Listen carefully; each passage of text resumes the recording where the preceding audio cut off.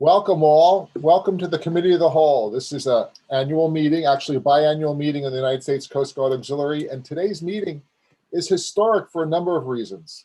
First of all, good afternoon to those of you in the Atlanta area. Good morning to Atlanta West and the PAC area. And for our detachment in Singapore, hello tomorrow. That indicates something. One of the historic points about this meeting is this is the first time this meeting is being live streamed. And since the auxiliary is so large and covers so many time zones, we're covering from the afternoon to tomorrow morning. This is truly amazing. I know in my time in the auxiliary, you often heard people comment, you know, what do those people in National do? What's going on in National? Well, now you have a bird's eye view. This is the first time this meeting is being conducted virtually, number one. In addition to which, it's also being live streamed via YouTube, so every member can see it. It's also being recorded, so if you miss something really exciting, you can always go back tomorrow or the day after and take a look. We are truly making history in the auxiliary today, and as I'll note later on, this is one of the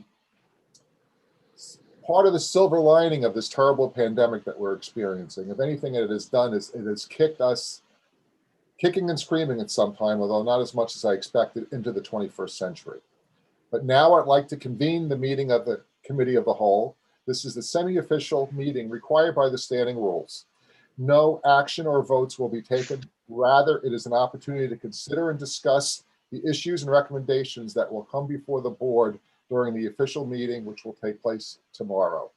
My executive assistant, Mrs. Terry Barth, will now call the official roll. All righty. National Commodore Alex Smoleski. Present.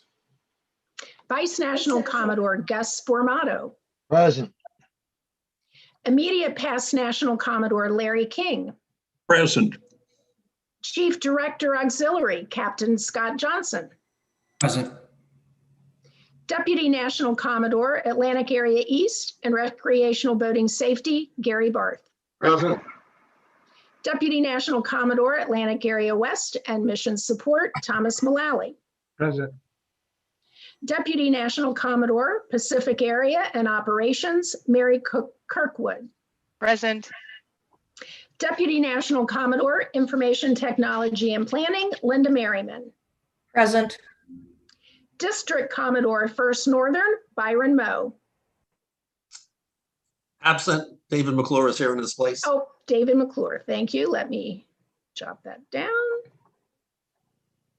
And District Commodore First Southern Mark Stone. Present. District Commodore Fifth Northern Joe Giantasio. Here. District Commodore Fifth Southern Alan Fred. Present. District Commodore D7 Patricia McMiniman. Present. District Commodore 8 Coastal Region Patrick Ferry. Present. District Commodore 8 Eastern Matt Meyer. Present. District Commodore 8 Western Rivers Jeff Geddes. Present. District Commodore 9 Central Kathy Slaybaugh. Present. District Commodore 9 Eastern Clark Godshaw. Present. District Commodore 9 Western Harvey Randall. Present. District Commodore 11 Northern Dean McFerrin. Present. District Commodore 11 Southern Charles Geiger. Present. District Commodore D13 Tiny Singler. Present. District Commodore D14 Denise Ankrum. Present. District Commodore D17 Johnny Janik. Present. And President National Association of Commodores John Tyson. Present. The roll has been called. Commodore Douglas Cream, will you attest to the presence of a quorum? Aye, sir, we do have a quorum. I think we have 100%. That's very good. We're also pleased to have today with us two very special guests, Admiral Richard Germanellian and Rear Admiral Dana Thomas. Terry, can you please introduce the admirals. Absolutely. It is my honor to introduce Rear Admiral David Germanellian. Rear Admiral Germanellian serves as the Assistant Commandant for C4IT. For a year during his current assignment, he was dual-hatted as Commander of Coast Guard Cyber Command and CG6. In a previous two-year assignment, Rear Admiral Germanellian served as the Director of Training and Exercises at U.S. Cyber Command. There, he developed joint training and assessment standards and orchestrated over 24 large-scale exercises for the cyber mission forces, partner nations, interagencies, all services, National Guard, reserves, and private industry. Prior to that, he served in 10 unique assignments, including Commander, Command, Control, Communications, Computers, and Information Technology Service Center. Chief, Office of Cybersecurity and Telecommunications Policy. Chief Engineer, Command and Control Engineering Center.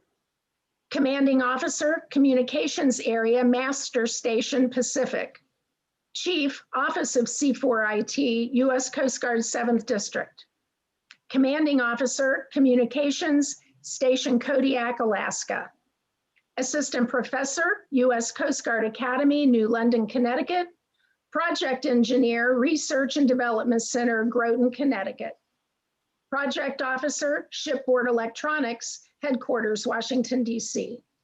And Deck Watch Officer, U.S. Coast Guard Cutter Dauntless in Miami Beach, Florida. As a cadet, he sailed the Coast Guard Cutter Eagle to Australia. A native of Michigan, Rear Admiral Germanellian graduated from the U.S. Coast Guard Academy with a Bachelor of Science in Electrical Engineering, and from the George Washington University with a Master of Science in Electrical Engineering. Admiral Germanellian, we're pleased to hear your comments. Yeah, thank you, Terry. Let me just do a quick audio check. Can you hear me okay? Yes, we can. Fantastic. Thank you, Commodore Maluski, for allowing me to participate in this. So I just want to talk a little bit about today, about a couple things. I just got a report back from some of my crew and some of the great work that you folks are supporting me with in the broader Coast Guard. And this had to do with the Coast Guard cutter Polar Star. So from the 7th of December to the 4th of February, you know, we had, I think it was 6 of your auxiliaries helping us test the Polar Star's communications up on the northern rim of north slope of Alaska using high frequency communication. So making out calls 3 times a day on 5 frequencies. There's over 485 comms tests that were conducted with people like John, I'll probably mess up his name, Luthke from Tennessee, Joe Sayers from Virginia, William Calderwood from California, Greg Henson from Michigan, John Knutson from Minnesota, as well as Richard Rideout from Tennessee. So, you know, so what you were doing is helping us make sure that we identified where we had any communications gap. We were using the next generation automatic link establishment technology.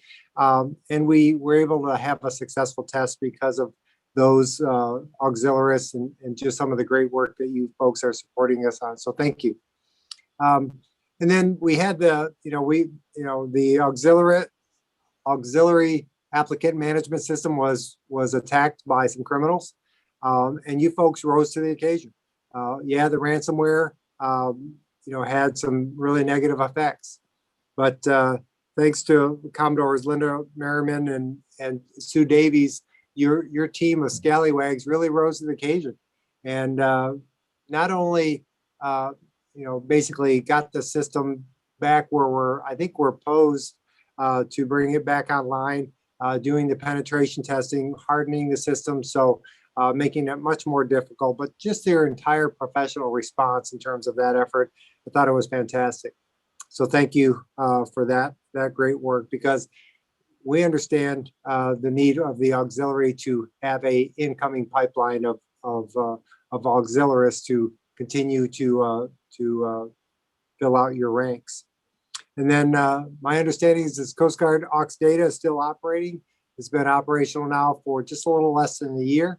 It's doing what it needs to be doing. It seems to be doing well, designed well, and continue to try to tweak it to meet your needs. And the last thing I'll just throw out there is that there's a lot going on in the Coast Guard in terms of C5I. You may have heard Admiral Schultz talk about the technology revolution, and we're all over that. And there's 5 lines of effort associated with the Coast Guard's tech revolution. Underway, cutter connectivity, making seagoing more attractive to a modern Coast Guardsman so they can interact with their families. So giving them the ability to talk and chat and interact with family while they're conducting the King's business is a big part of that. Second line of effort is modernizing our infrastructure. We've just morphed over to cloud, Microsoft 365, OneDrive, SharePoint Online. So we're modernizing our infrastructure. Cyber readiness. Clearly, we have aggressive adversaries out there trying to make sure that we can continue where information is flowing across the enterprise safely, securely, and available when it needs to be. So we're employing tools like Tanium. We've operationalized Coast Guard Cyber so that across the globe and protecting that $5.4 trillion of maritime commerce that applies our waterways. And the last two, the software mobility and cloud migration, we're absolutely, just like Aux data, we're modernizing many of our legacy applications, making them mobile friendly. We're pushing out a new app actually on Monday to over 700 marine inspectors so they can conduct their port state exams of vessels and making sure vessels that ply our waters are in fact safe and meet our standards. And last one is data for decisions. So, and that's basically trying to build a integrated data platform with governing how we govern our data and treat it as a strategic asset. So hopefully that just kind of, the reason why I took time to discuss the 5 lines of effort with the tech revolution is simply those are areas that I might be coming to you, and those are areas where I'm sure within your ranks you have plenty of experts that could help us out with that. So I'll work with Captain Johnson to perfect those demand signals. So pending your questions, Alex, that's what I got. Over. That's great. I don't think we have any questions, Admiral, but I want to thank you for your words. We understand how busy you are and how valuable your time is. Thank you for that. I think we understand a little better now how busy you are. Obviously, your plate is full, but thank you for your words. It was a pleasure to have you with us today. Thank you. Have a good day. I'm going to sign out. Bye-bye. Terry, next. Absolutely. I'm now pleased to introduce Rear Admiral Dana Thomas. Admiral Thomas was promoted to the rank of Rear Admiral, upper half, in March 2019 and is the Director of Health, Safety, and Work Life for the U.S. Coast Guard. Rear Admiral Thomas is responsible for the Coast Guard's healthcare system of 41 clinics and 156 sick bays, as well as operational and off-duty mishap prevention, response, and investigation. She oversees the Coast Guard's child development services, culinary services ashore and afloat, substance abuse, health promotion and sexual assault prevention, response and recovery programs. Prior to her transfer to the Coast Guard in 2019, Rear Admiral Thomas served within the Centers for Disease Control and Prevention, Division of State and Local Readiness, as a career epidemiology field officer in New Jersey and Puerto Rico.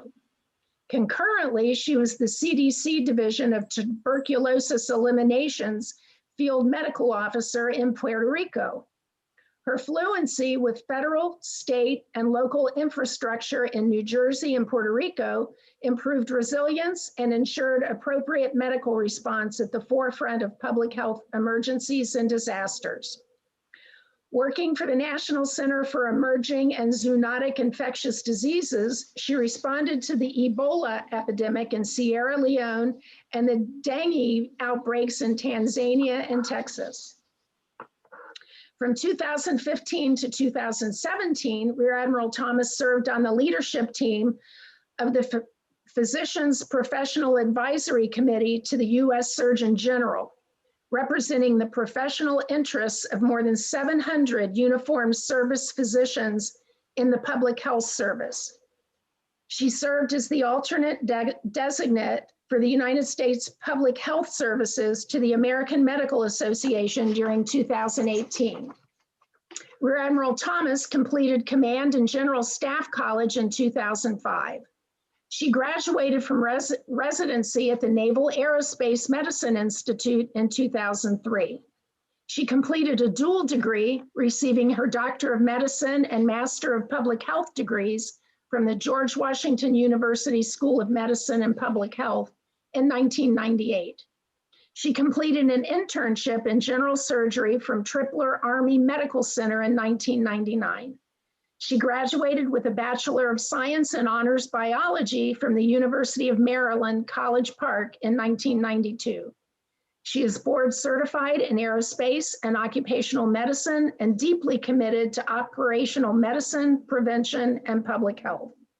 Preceding her transfer to the Centers for Disease Control, she served 7 years in the U.S. Coast Guard and 7 years in the U.S. Army. Admiral Thomas, we look forward to your comments.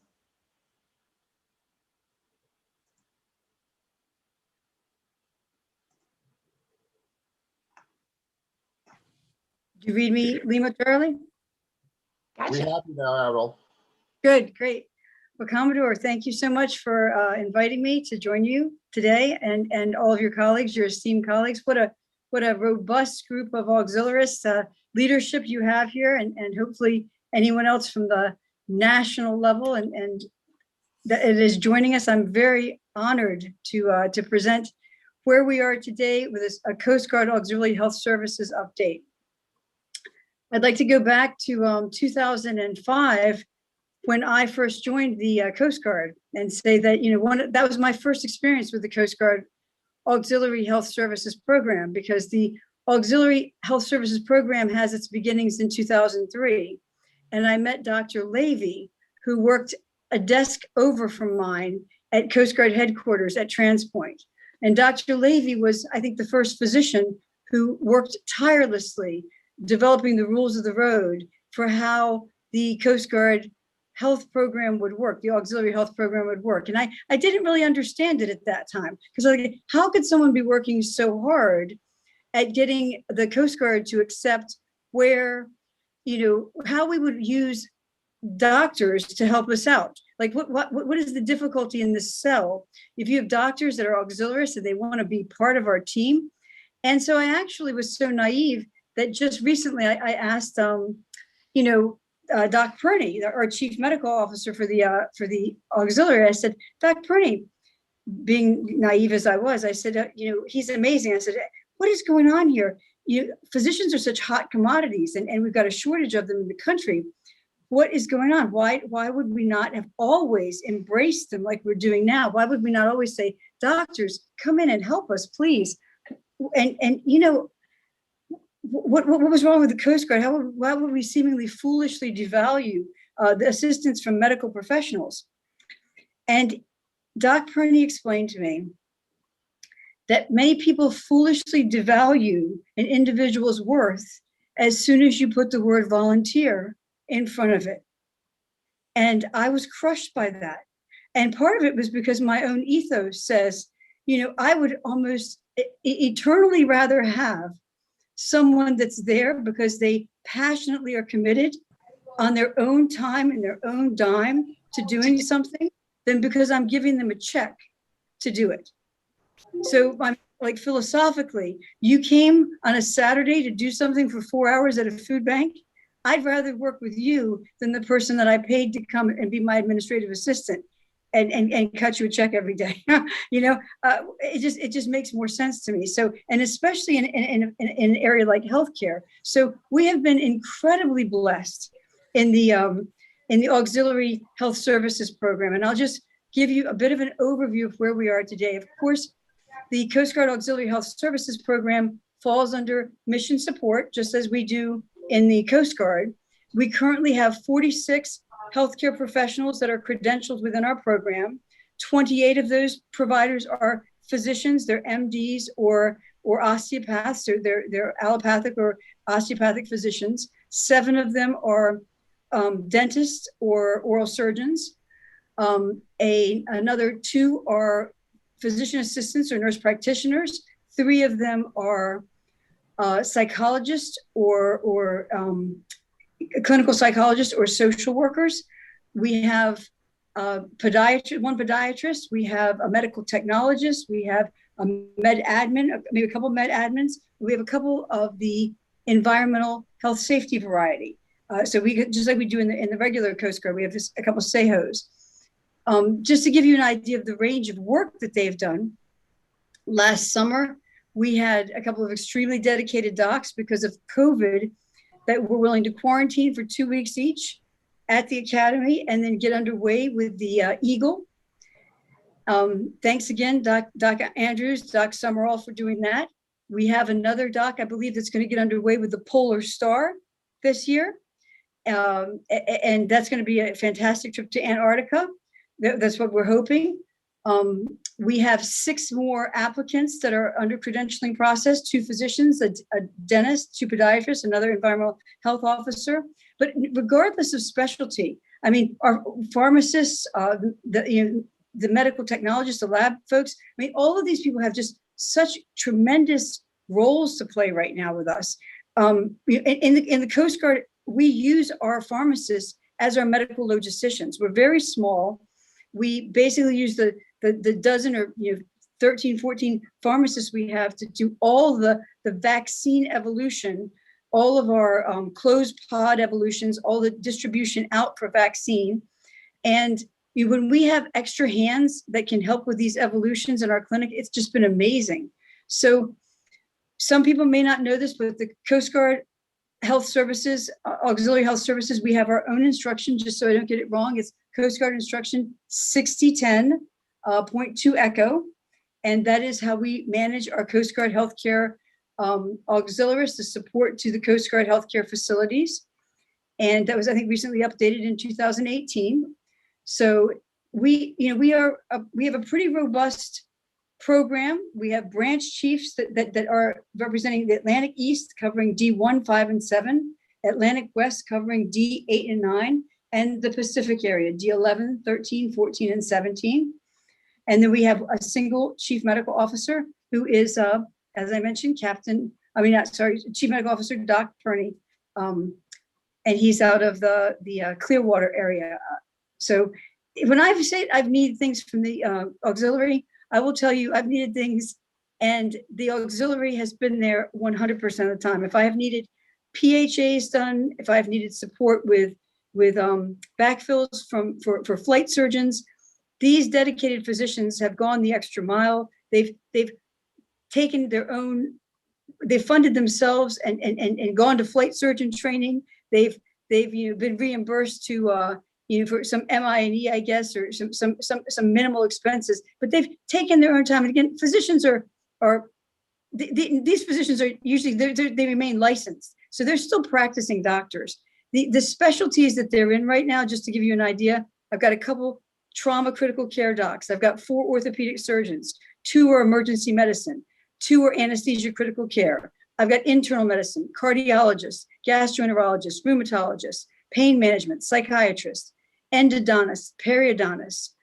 I've got 11 of them are flight surgeons from other services. I mean, so the range of expertise they bring to us, even when they're not in my clinics working, because we primarily do primary care, no tertiary care, we utilize those doctors for both referrals in the area that they might be living in, but also just as clinical consultants. As I've said, mentioning the licensed social workers, the behavioral health expertise, the psychiatrists, one of my big initiatives, I've been in this job for 2 years, I'll probably do this another couple of years.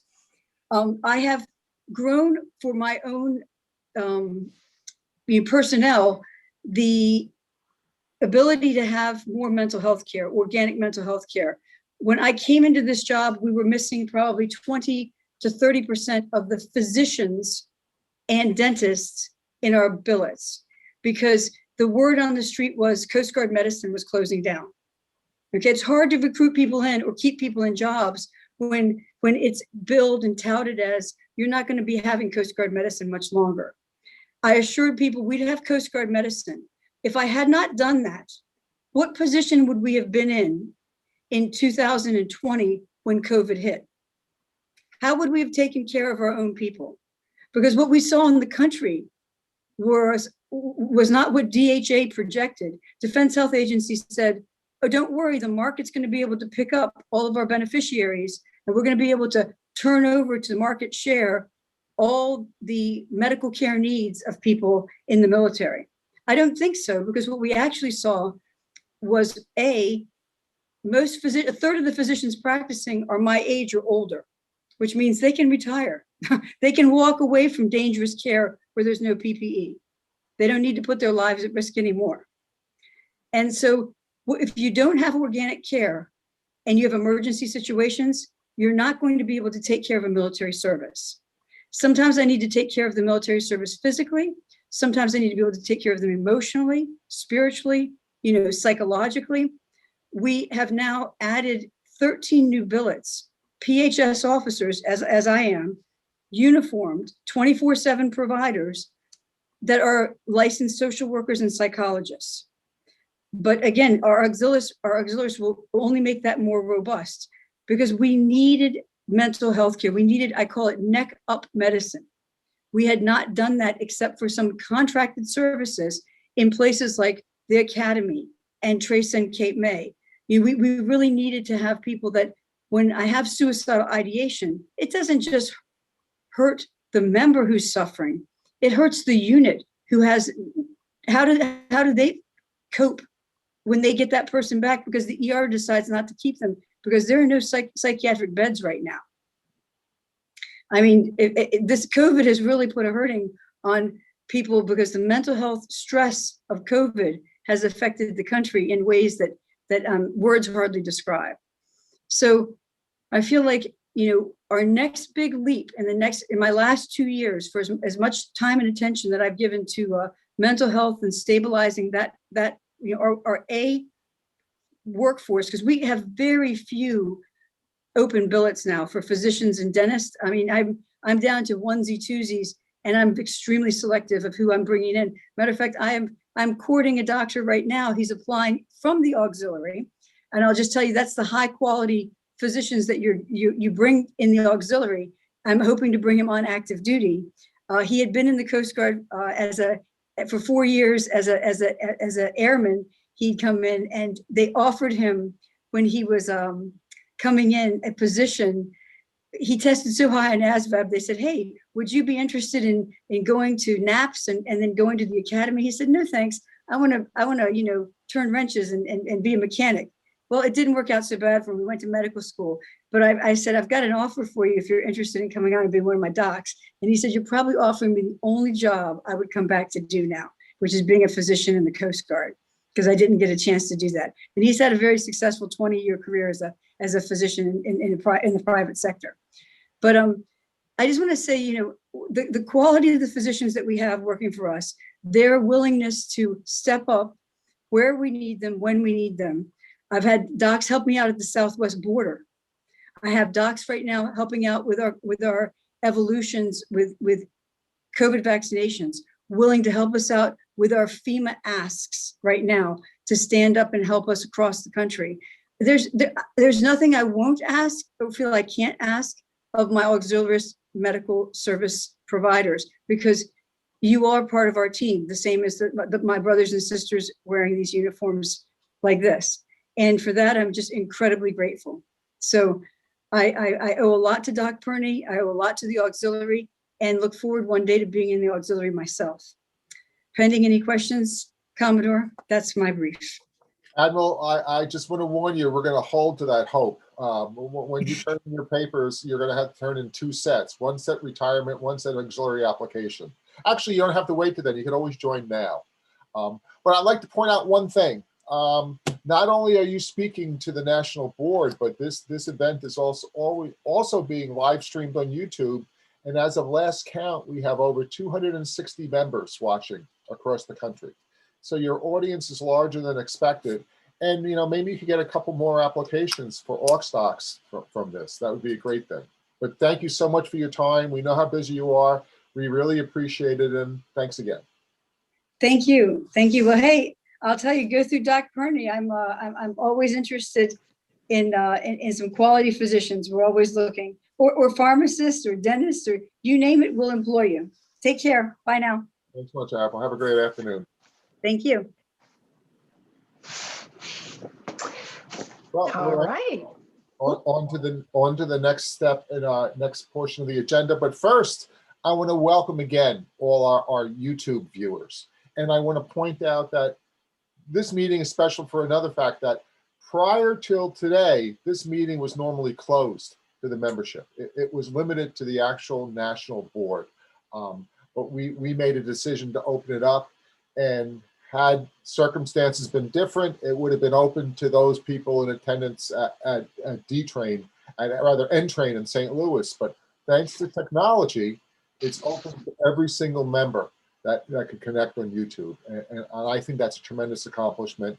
And we did this for the OPCOM meeting about a month ago, and it was so many positive responses. We're going to do this going forward. So even when hopefully, and I'm fairly confident, we're in person in Orlando in August, we're already making the arrangements to have it YouTube and live streamed then, and we'll do that going forward.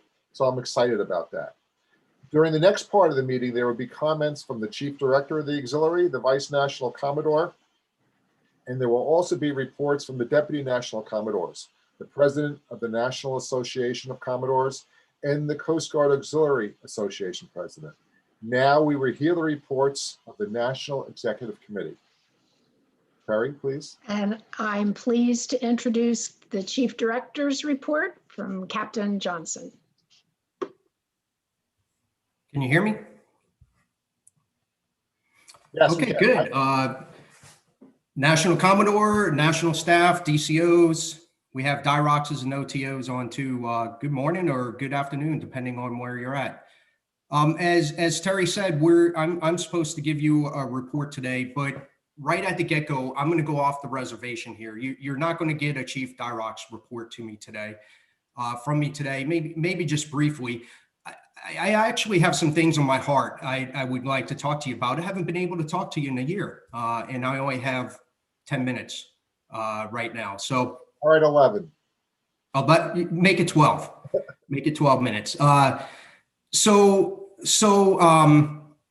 to start out, I'm going to get a little personal with you. Tell a little story about what was going on with Captain Johnson last March, both on the personal level and on the professional level, because I think some of the things I tell you today apply today if we unpack it.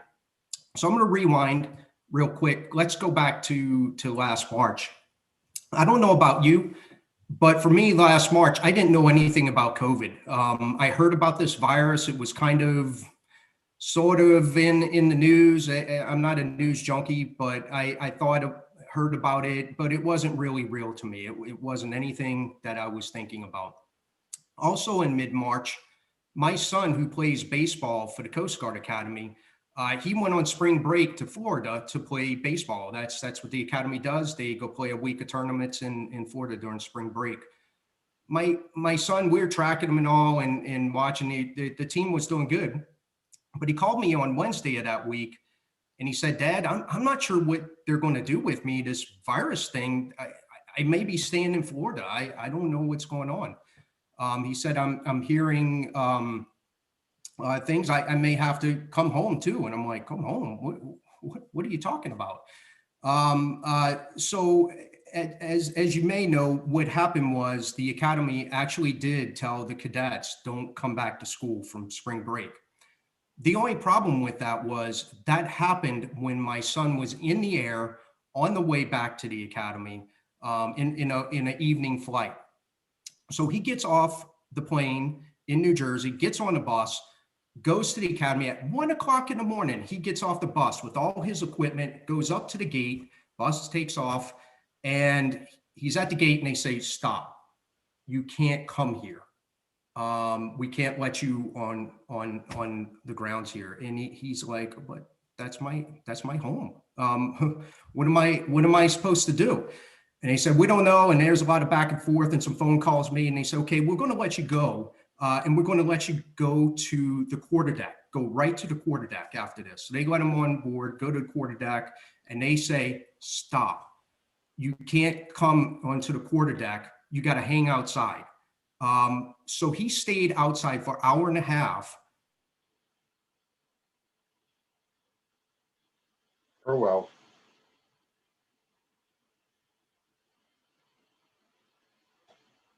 This is the best part of the story, I imagine. Look it back through, and they said, you could go to your room, but you have to be out first thing in the morning. So we figured it out, right? He had the 3 o'clock in the morning, he went to his room. I don't think he slept. He had to get a train ticket and all that. And then he left at 6 o'clock in the morning. So why am I telling you that story? First of all, I'm not telling you so you feel sorry for my son, because really I don't feel sorry for him. I think it's payback for all those years that he gave me heartache in his teenage years. I'm not telling you that for that reason. I'm telling you that because there's two different perspectives in that story. The one you're probably relating to is the story, the perspective of my son of, that's my home. That's what I do. I'm part of the Coast Guard. Why am I being treated like this? And kind of see him as a victim. Actually, I could see the other side of the story is the academy trying to do the right thing. There's this virus that's killing people. They don't know what to do. They don't have the tools, and they're trying to do the right thing.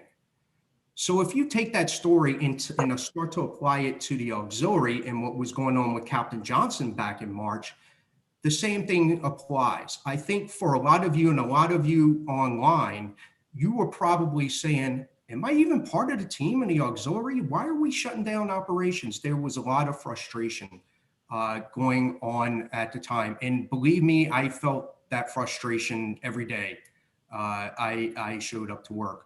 But the flip side of that is that the operational commanders, the Chief Director's office, we were all trying to do the right thing at the right time. Again, we could respond to SAR. We could respond to hurricanes. We know how to do it, done it 100 times before.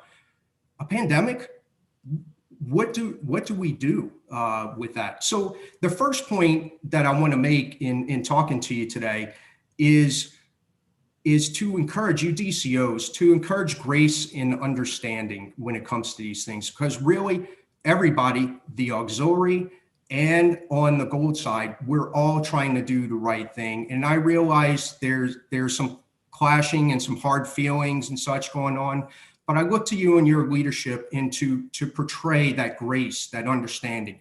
We're all trying to do the right thing and get through it. And we figured a lot of it out in the past year.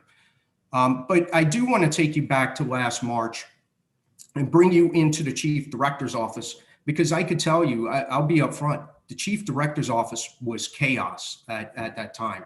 We're trying to push out guidance to the DIROCs, the auxiliary in general. We're trying to figure it out. There's a lot of input, CDC, the administration, DHS, medical personnel, legal. There was so many inputs going into that.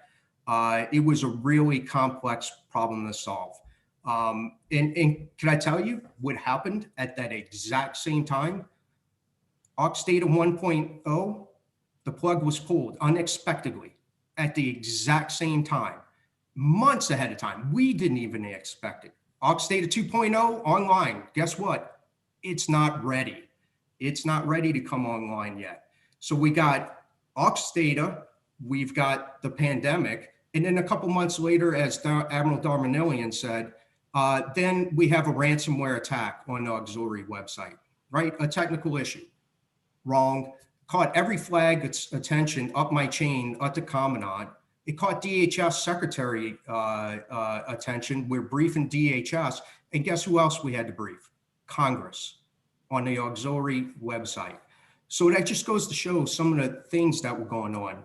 But the beauty in all of this, in the true beauty in this, is I got to tell you, again, being brutally honest with you, the chief director's office was pretty much overrun. I did not have enough troops for all of this. And this is where the teamwork of the Silver Side stepped in. You've heard it already with Commodore Merriman, Commodore Davies, Amanda Constant. You folks, I tell you, without you, we wouldn't have survived. I would have had to fold up shop. It was a true team effort. And that's with the cyber folks too, when it comes to, as Admiral Germanellian said, with the breach that happened. And they're still working on that today. I could tell you beyond that, things that weren't even happening in my office, but was happening automatically as a team in the auxiliary. Let's talk RBS. RBS, Commodore Lauer and team over there, they really knocked it out of the park. Trying to keep some semblance of RBS when RBS is stood down. Taking public education, moving it online. That's not simply we just can't do that. It's not that simple. We have to get approval through 50 states and NASBLA to be able to do that. A gargantuan effort to make it happen. And they just knocked it out of the park, and with innovation with the vessel safety check program too. And as you march down the line, things I heard in OPCOM, Peter with the youth programs reboot, David with the interpreters. David, your interpreters were actually impacting Coast Guard operations out in the Pacific in a time of need, very important operations out there. The folks in H, very active during this time. With the doctors, as alluded to by Admiral Thomas, I could tell you up at Coast Guard headquarters, there is not enough doctors. In every single week on the ground at headquarters is an auxiliary doctor up there covering the base. You are covering the base up at Coast Guard headquarters, providing medical service to everybody there, including the admirals. Also clergy. Been very active, in particular in North Carolina. A wonderful, sad, but also wonderful story there of the fire in North Carolina. But really, the auxiliary came through with that. In particular, the clergy who went way above and beyond for the families there. Just a wonderful auxiliary story there. TNC adjusting to the new reality, and David over. In diversity, just knocking it out of the park. So a lot of good things going on there. I know I'm at my 10 minutes now. I just want to wrap up and say, I truly appreciate the team effort. It is, as Admiral Thomas says, it is a blessing for me to be able to work with you, to have volunteers stepping up and to work with us in BSX and help us out. It's really breathtaking. So I want to thank you. I want to thank you for your patience as we deal with all the iterations of actually 35 plus all auxes and direction that came out from BSX, trying to get it right and trying to address every issue with the stand down. I just ask you, let's continue to work together. Let's be a team and keep up that grace we needed at times. And I appreciate everything you do. Over.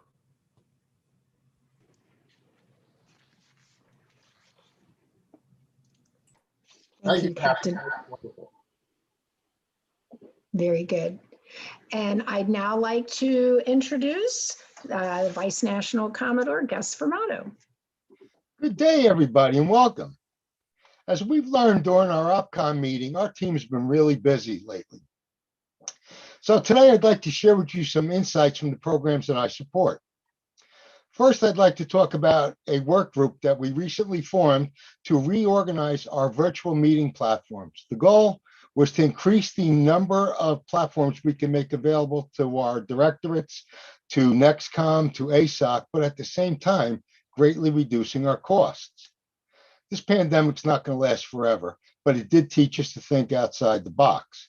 And many of the things that we've learned will continue to use post-pandemic, such as virtual meetings, virtual education, and the ability to live stream important meetings such as this one. This is important. It's going to play a part in our future. One of NACO's initiatives was to develop a safety management advisory team, and that's to assist us as an organization to create and sustain a culture of safety. The team put together consists of both active duty and auxiliary members, each of with a background in safety management systems. Safety doesn't just pertain to surface operations or aviation, it pertains to every single thing as an auxiliarist we do. Developing a culture of safety begins with a change in attitudes and perception of each of our members, as well as the change in safety-related behavior for each of us. So we have to start at the beginning and work forward with just the way we look and view things. This team will soon be joining the upcoming area meetings and will directly interact with the Deputy National Commodores, the District Commodores, as well as their Chief of Staffs. And down the road, they will also be providing training for National Staff members. This is something we're encouraged and we're quite happy to see go forward. I also have the honor of supporting diversity and inclusion. And that team too has been incredibly busy. They've had over 100 attendees at their town hall meetings. They've created and translated 4 diversity PowerPoints for our Spanish-speaking members. They've processed 371 NACO 3-star awards and got them out to the District Commodores. And they're currently encouraging their members to take advantage of 4 FEMA courses, a diversity, religious awareness, civil rights, and handicapped awareness course. And lastly, I also have the honor of supporting Aux Build.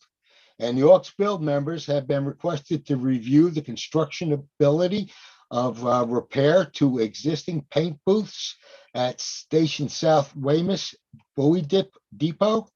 And they've also been conducting numerous 170 line facility condition assessments at various Coast Guard stations. Pending questions, that's all I have.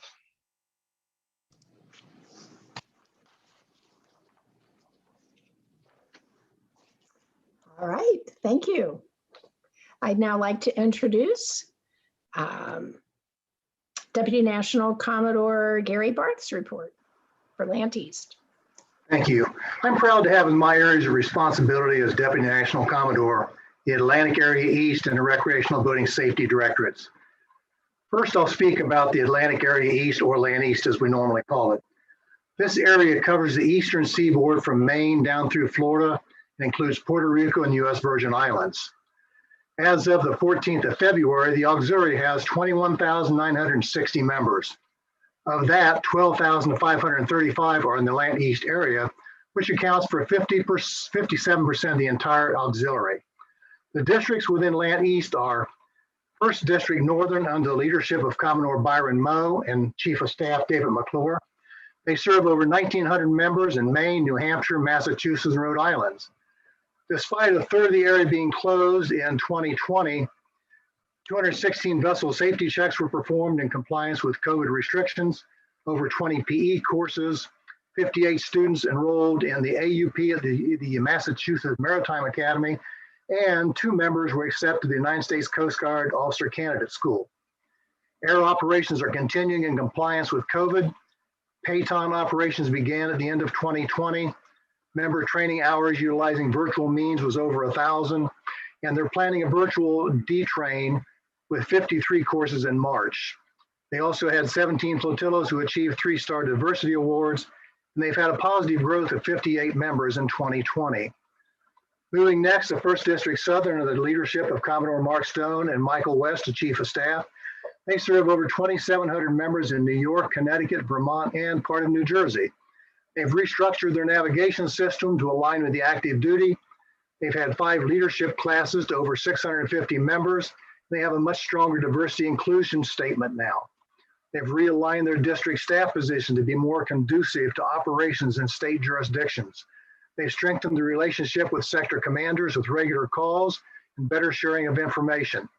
They're preparing all members and facility for when COVID restrictions are eased, and they have a brand new district website, which looks great. They've increased the use of auxiliaries at the Coast Guard Academy, at the clinic, food service, and formal functions. They've also formed a technology committee to review technology for their entire district. Moving next to 5th District Northern is under the leadership of Commodore Joe Giantasio and Kurt Sarek as Chief of Staff, and they serve over 1,600 members in parts of New Jersey, Pennsylvania, and Delaware.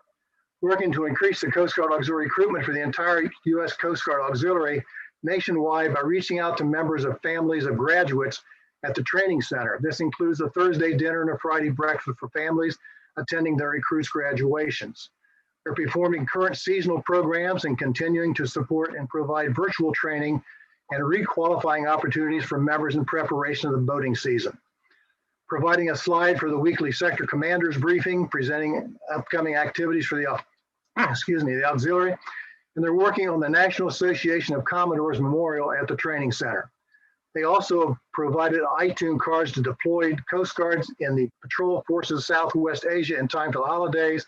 And to date, they've donated over 1,260 cards to iTunes for the active duty coasties. Moving down to 5th District Southern is under the leadership of Commodore Alan Fred and John Krogman, and Chief of Staff. And they serve over 2,100 members in Virginia, Maryland, and North Carolina. They recently conducted a virtual training and district board meeting with over 400 members having registered for 25 different classes, which are scheduled multiple times.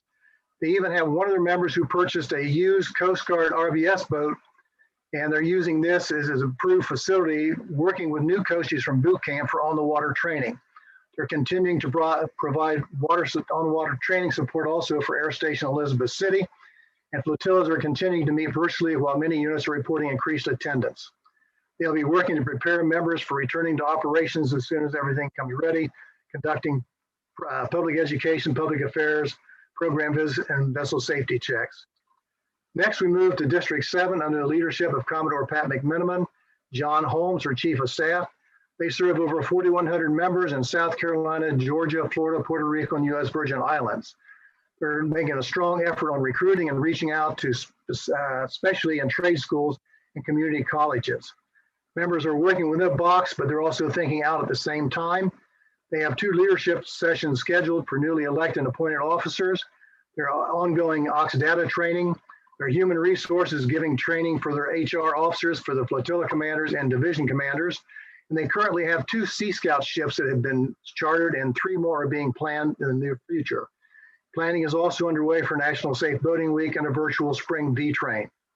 Stations are increasingly asking for their support to help with watch standing, surface, and air operations.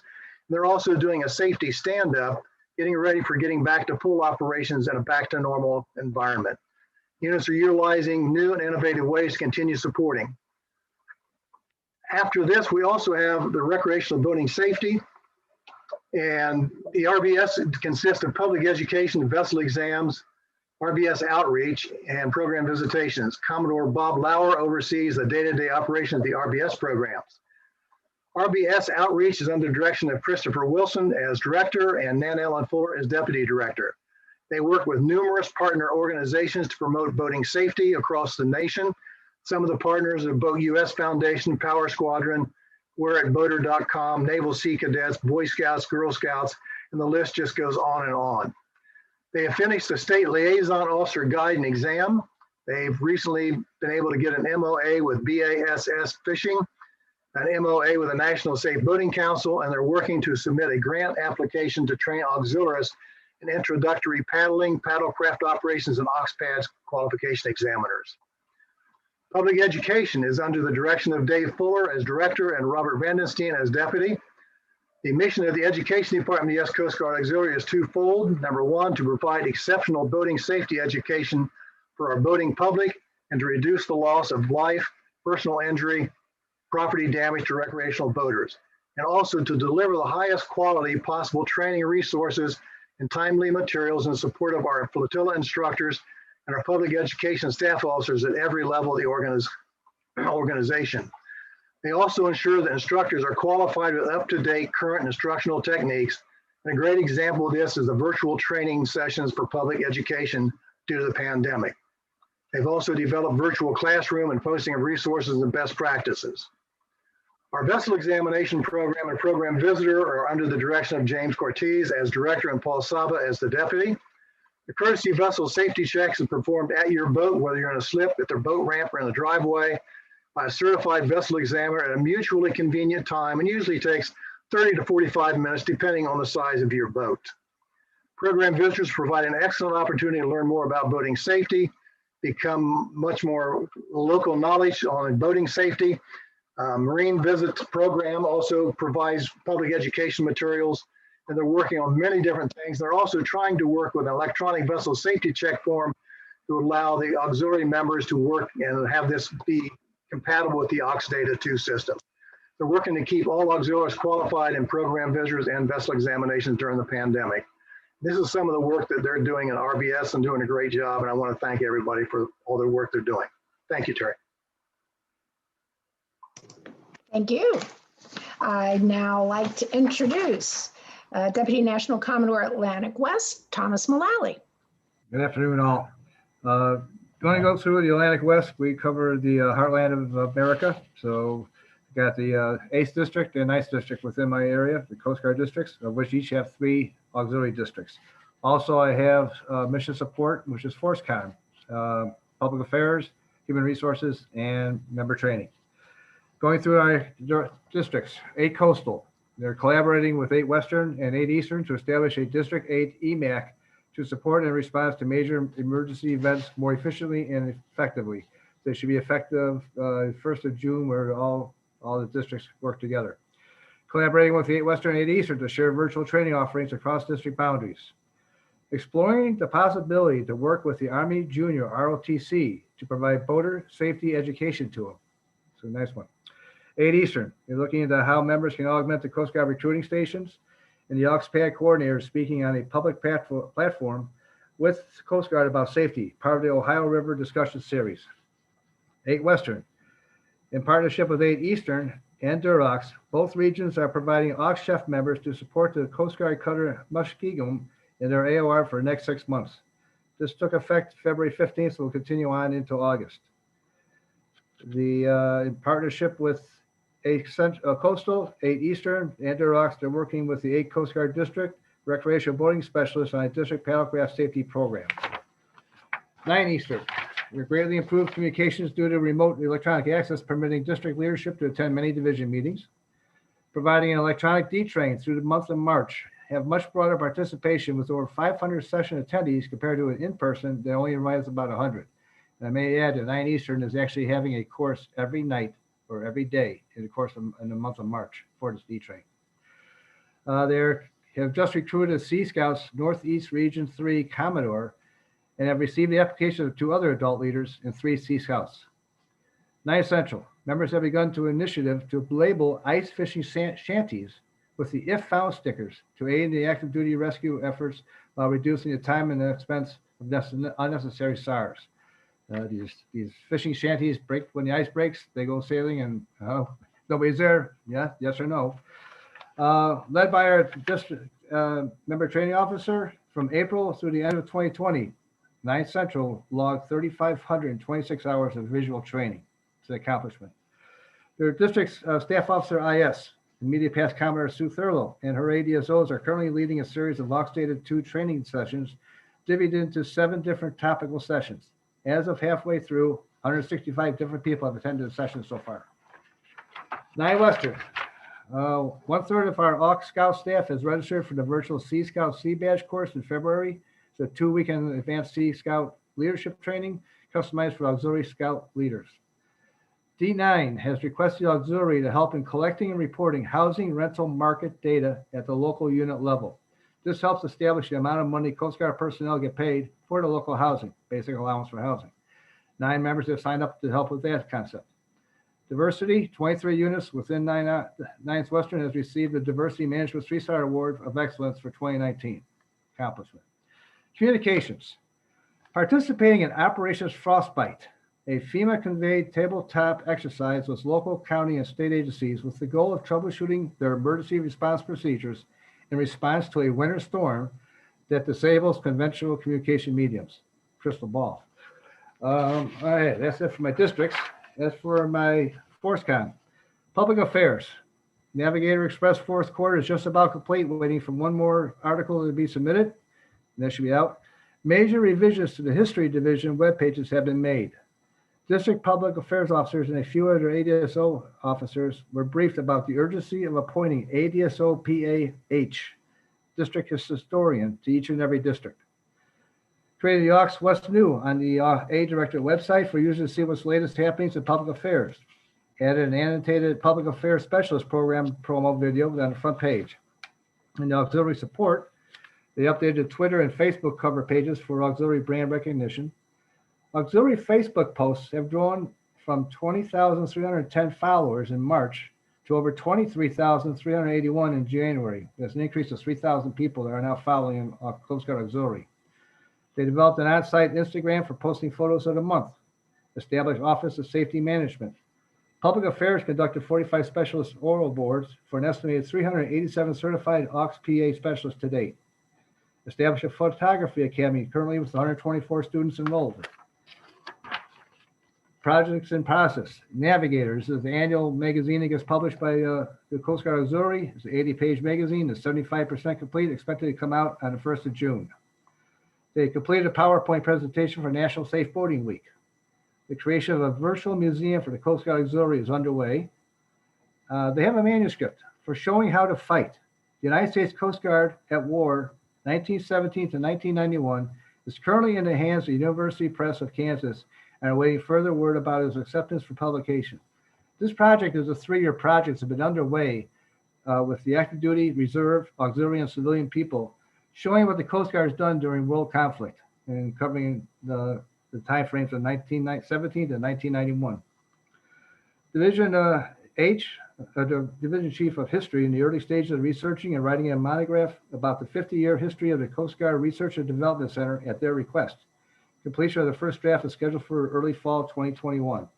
Also, the Branch Chief for History has requested to give a leadership presentation using historical examples from our forthcoming anthology to the Coast Guard Command, Control Communications, Computers, Cyber, and Intelligence Service Center in Kearneyville, West Virginia, at a date to be determined. It will also be broadcast to their personnel at various locations and will be recorded. Members of the History Division have submitted numerous historical background papers on topics such as lighthouses, cutters, small boat stations, air stations, in support of the Coast Guard Historian's Office at Coast Guard Headquarters. Some have already appeared on the official website, The Long Blue Line. Auxiliary support area for projects in development. They are working on a Spanish language voiceover for all videos, developing a social media guidebook on how to and rules for posting. Speakers Bureau is arranging for a speech about boating safety to Cub Scout packs. Working on developing a paddlecraft series of videos. Establishing a brochure team to develop brochures for all areas of auxiliary. Aux Music is working on standing up another auxiliary band. They develop content and graphics for electronic billboards and develop outlets for the material. In human resources, major accomplishments. Coast Guard Recruiting Support Training Course in collaboration with the M Directorate. The Advanced Learning Division helped to build the SCORM files for the course files and exams. New certificates, an automated process recognizing the outgoing flotilla and division commanders to receive a letter of appreciation from National Commodore. Redevelop metrics within Aux Data 2 to track workloads, trending for augmentation in Coast Guard recruiting, clergy support, healthcare, and food services. Redevelop metrics in Aux Data 2 to track progress of BQ status, and redevelop metrics in Aux Data 2 to document members remaining in application pending or initial qualified status for 6 months after initial entry. Projects in the works.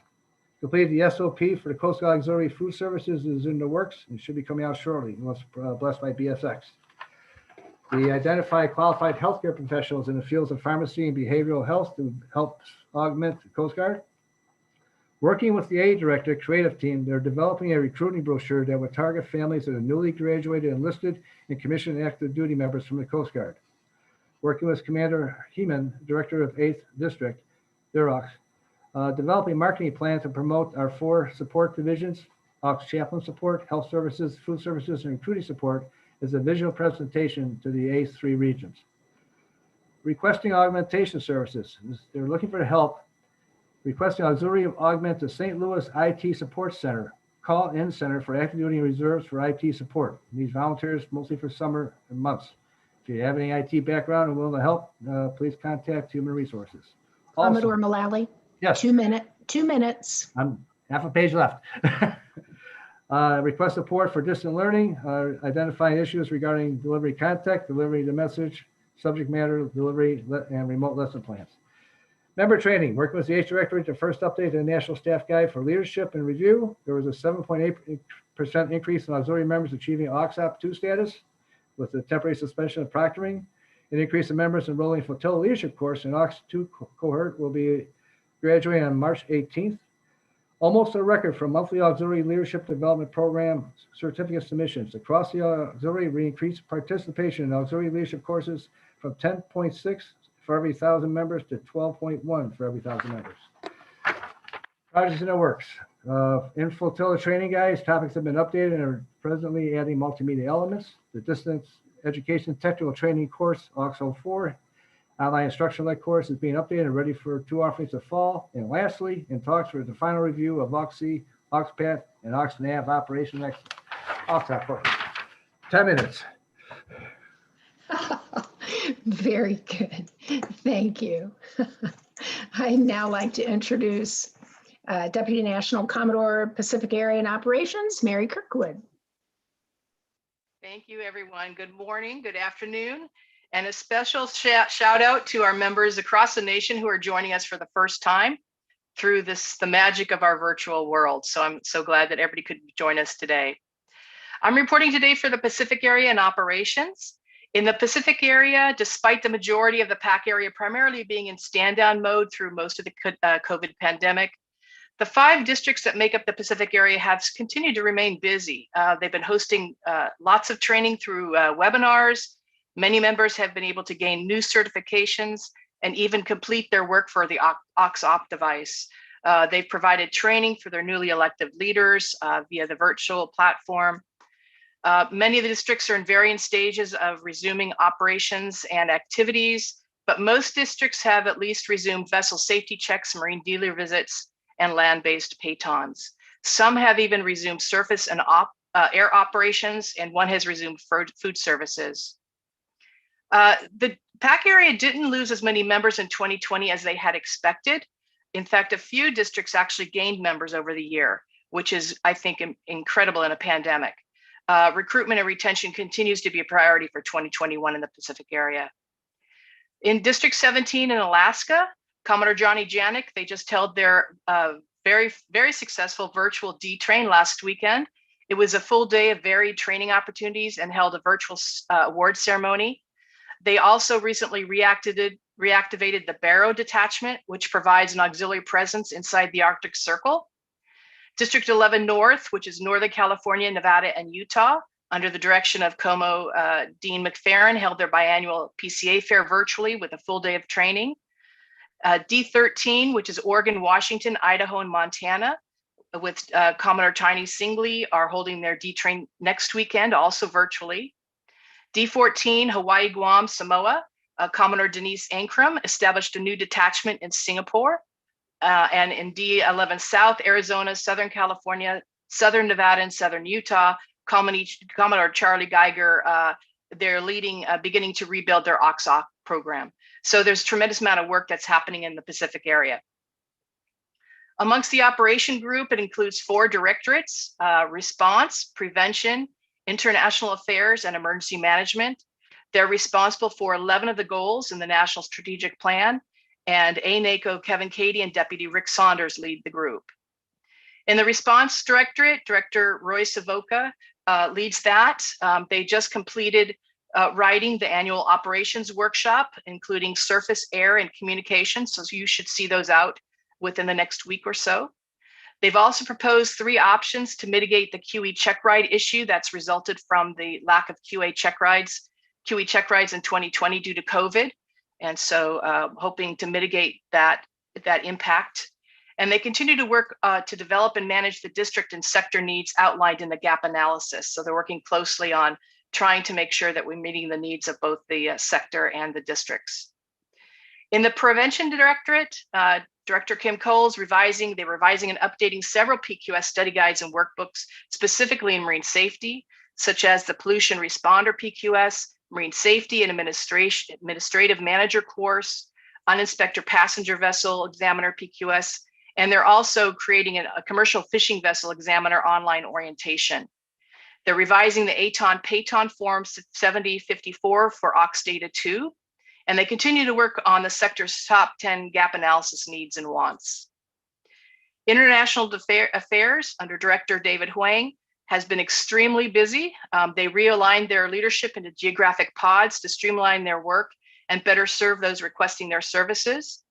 They are strengthening their interpreter services through revised and new policy guidance and obtaining DHS non-disclosure agreements for all their international affairs staff and interpreters.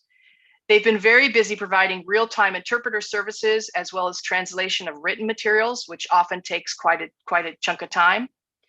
They're expanding the Asia-Pacific international outreach efforts, and as a result, they're really looking for members fluent in Vietnamese to join their group. Emergency Management under Director Anthony Marzano had a very busy 2020 season of hurricanes, wildfires, floods, and other national disasters that affected our membership. They're currently involved in support of what's happening with our storms in the Midwest and the South.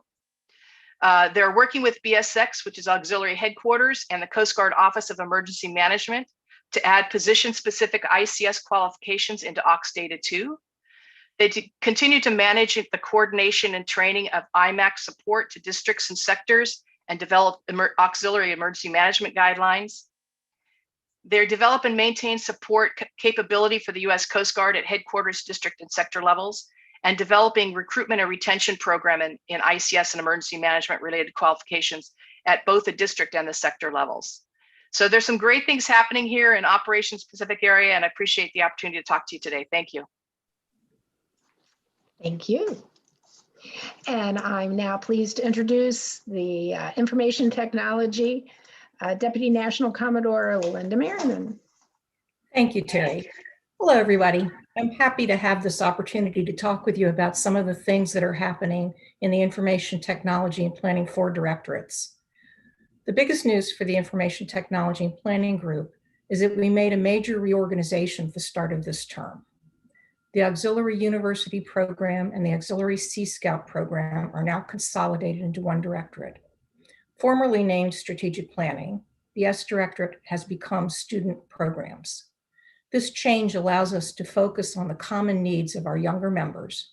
It provides a natural progression for guiding student members as they progress through their education from middle school through their university careers, with the overall goal of providing a well-trained contingent of future leaders for the auxiliary, the Coast Guard, and society in general.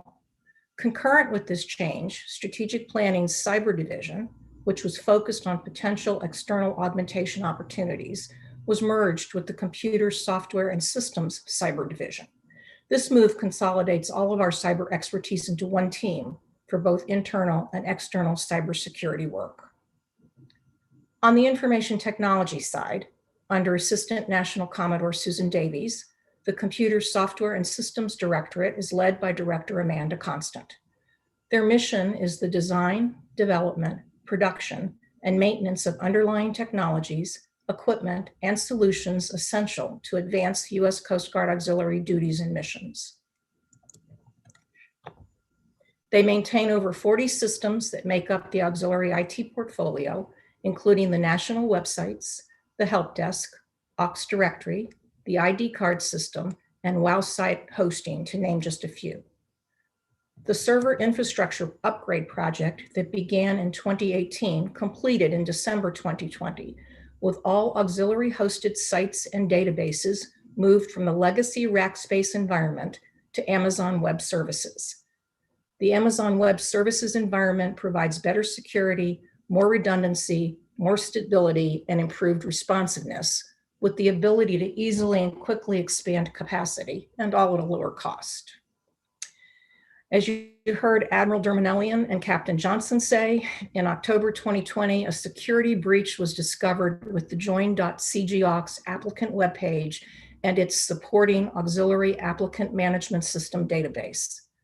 Both were immediately taken offline and remain so, awaiting completion of final penetration testing, which is currently in progress and which will confirm that the mitigation work was successful.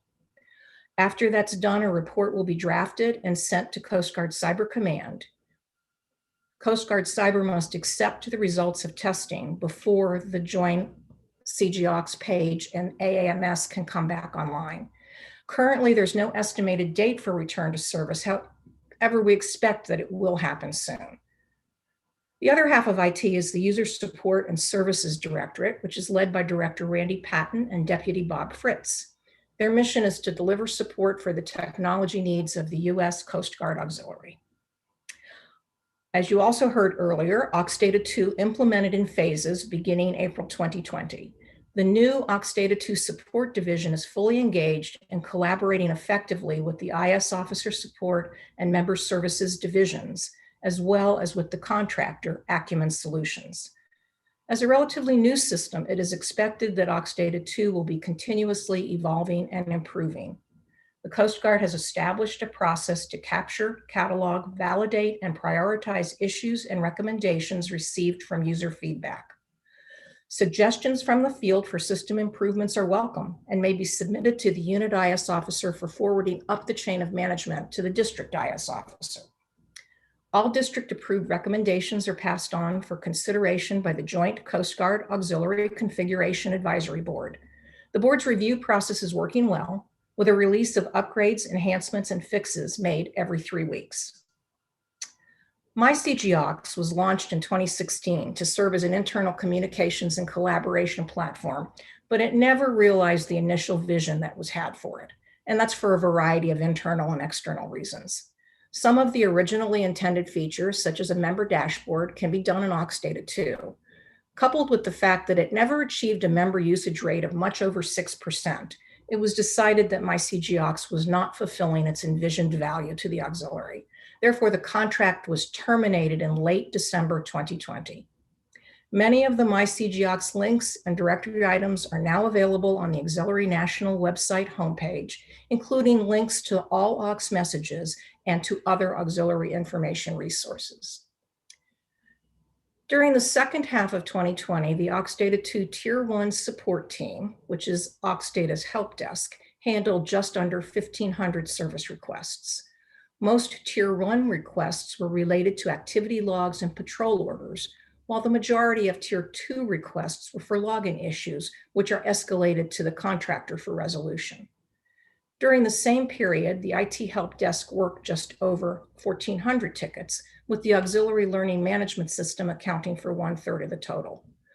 My typical commercial at this time is to encourage everyone to use these resources to get answers for any Aux Data or other auxiliary IT questions or problems. We have a bunch of talented people working these help desks. They're ready to put you back on track. On the performance and student program side, under Assistant National Commodore Peter Jensen, the Performance Management Directorate is led by Director Kevin Redden and Deputy Kim Fillion. Their mission is to measure, analyze, and report out performance and resource data to help elected and appointed leaders at all echelons make informed decisions, both tactical and strategic. At the start of term, oversight of the 2020 to 2026 National Strategic Plan was transferred from the S to the M Directorate, and the team began capturing organization-wide progress toward the goals and tactics documented in the plan. They have created a strategic plan tracker accessible in Google Drive that shows concise, timely, and easy to read information for senior leaders and staff. The shutdown of Aux Data 1 in April 2020 stopped the M Directorate from producing their usual suite of reports. After conducting analysis of the data available from Aux Data 2, they now have successfully restored all reports, including quarterly trends, local unit charted information, election eligibility, introduction to risk management status, core training status, and unit summary data. Work is in progress now on a risk management TCT refresher workshop report, which is targeted for completion this quarter. All reports are accessible after login on the Directorate webpage. Also transitioned from S to M is responsible for conducting and reporting on the quarterly exit and new member surveys. Results from the Q3 2020 surveys will be available this month. The new Student Programs Directorate is led by Director Jean McNamara and Deputy Jacob Thayer. Their mission is to work with stakeholders across the Coast Guard, both active duty and auxiliary, to promote the Coast Guard as a career or volunteer opportunity to America's future leaders. As with many other program areas, COVID-19 continues to impact both auxiliary university program and Aux Scout activity in the field. The team feels that while this will make spring and summer semesters challenging, the outlook is good for resuming more typical activities in the second half of this year. Despite the COVID impact, AP membership grew to 281 students, representing 51 institutions, up from 261 students at the same time last year. The team's implementation plans are focused on identifying areas where they see commitment and strong support from the higher education institution, the auxiliary district senior leaders, mentors from the designated nearby flotillas, and local Coast Guard unit partners. On the Aux Scout side, there are currently 217 scouts and 18 auxiliary chartered ships. The Aux Scout Division published a list of virtual training opportunities for stakeholders and students and resumed hosting the corresponding online workshops, as well as STEM Coast Guard Tech Talks workshops. The Aux Scout Facebook group continues to be very active with over 1,000 members. An Aux Scout YouTube channel successfully launched in November and now has 148 subscribers and 58 videos. Links and information on these and other resources are listed on the Directorate Youth Programs webpage. These are just highlights of what's happening in information technology and planning. Please get in touch with me if there's more you'd like to know or talk about. Thank you.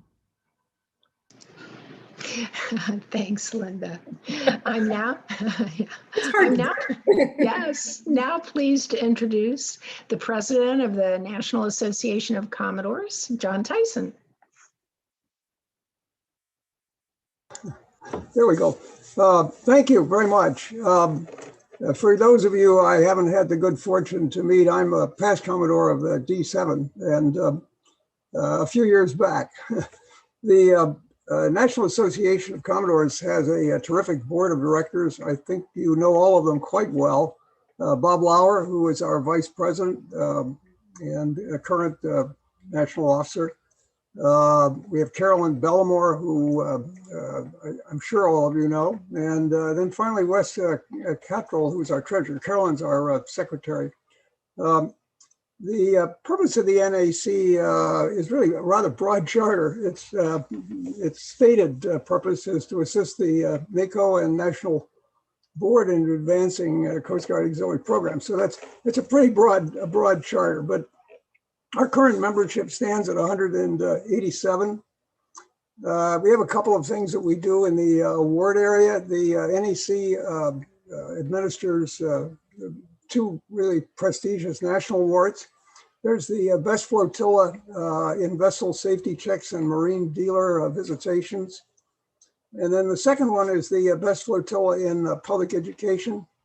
The applications for that have to be in by the 31st of May, which is a hard deadline. And there'll be an announcement on the LS system here shortly on that.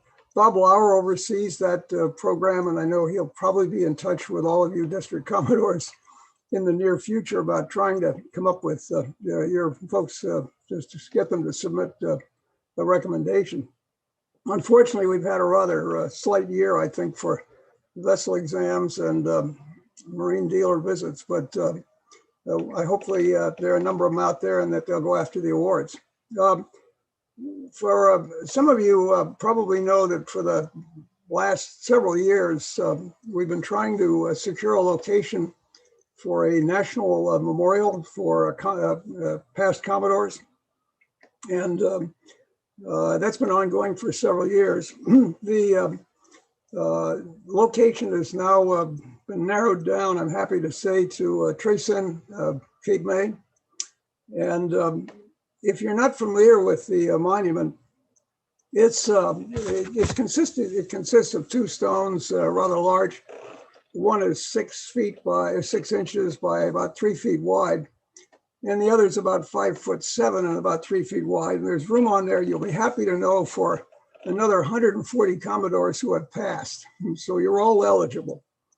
The design for the site itself has been done by Commodore Tom Deaver, who most of you know. He's a registered architect in New Jersey, and he's done a terrific job on the site plan. That site plan, along with a formal request, has been submitted to the commander at Tyson, Cape May, and it's now under consideration by its engineering department.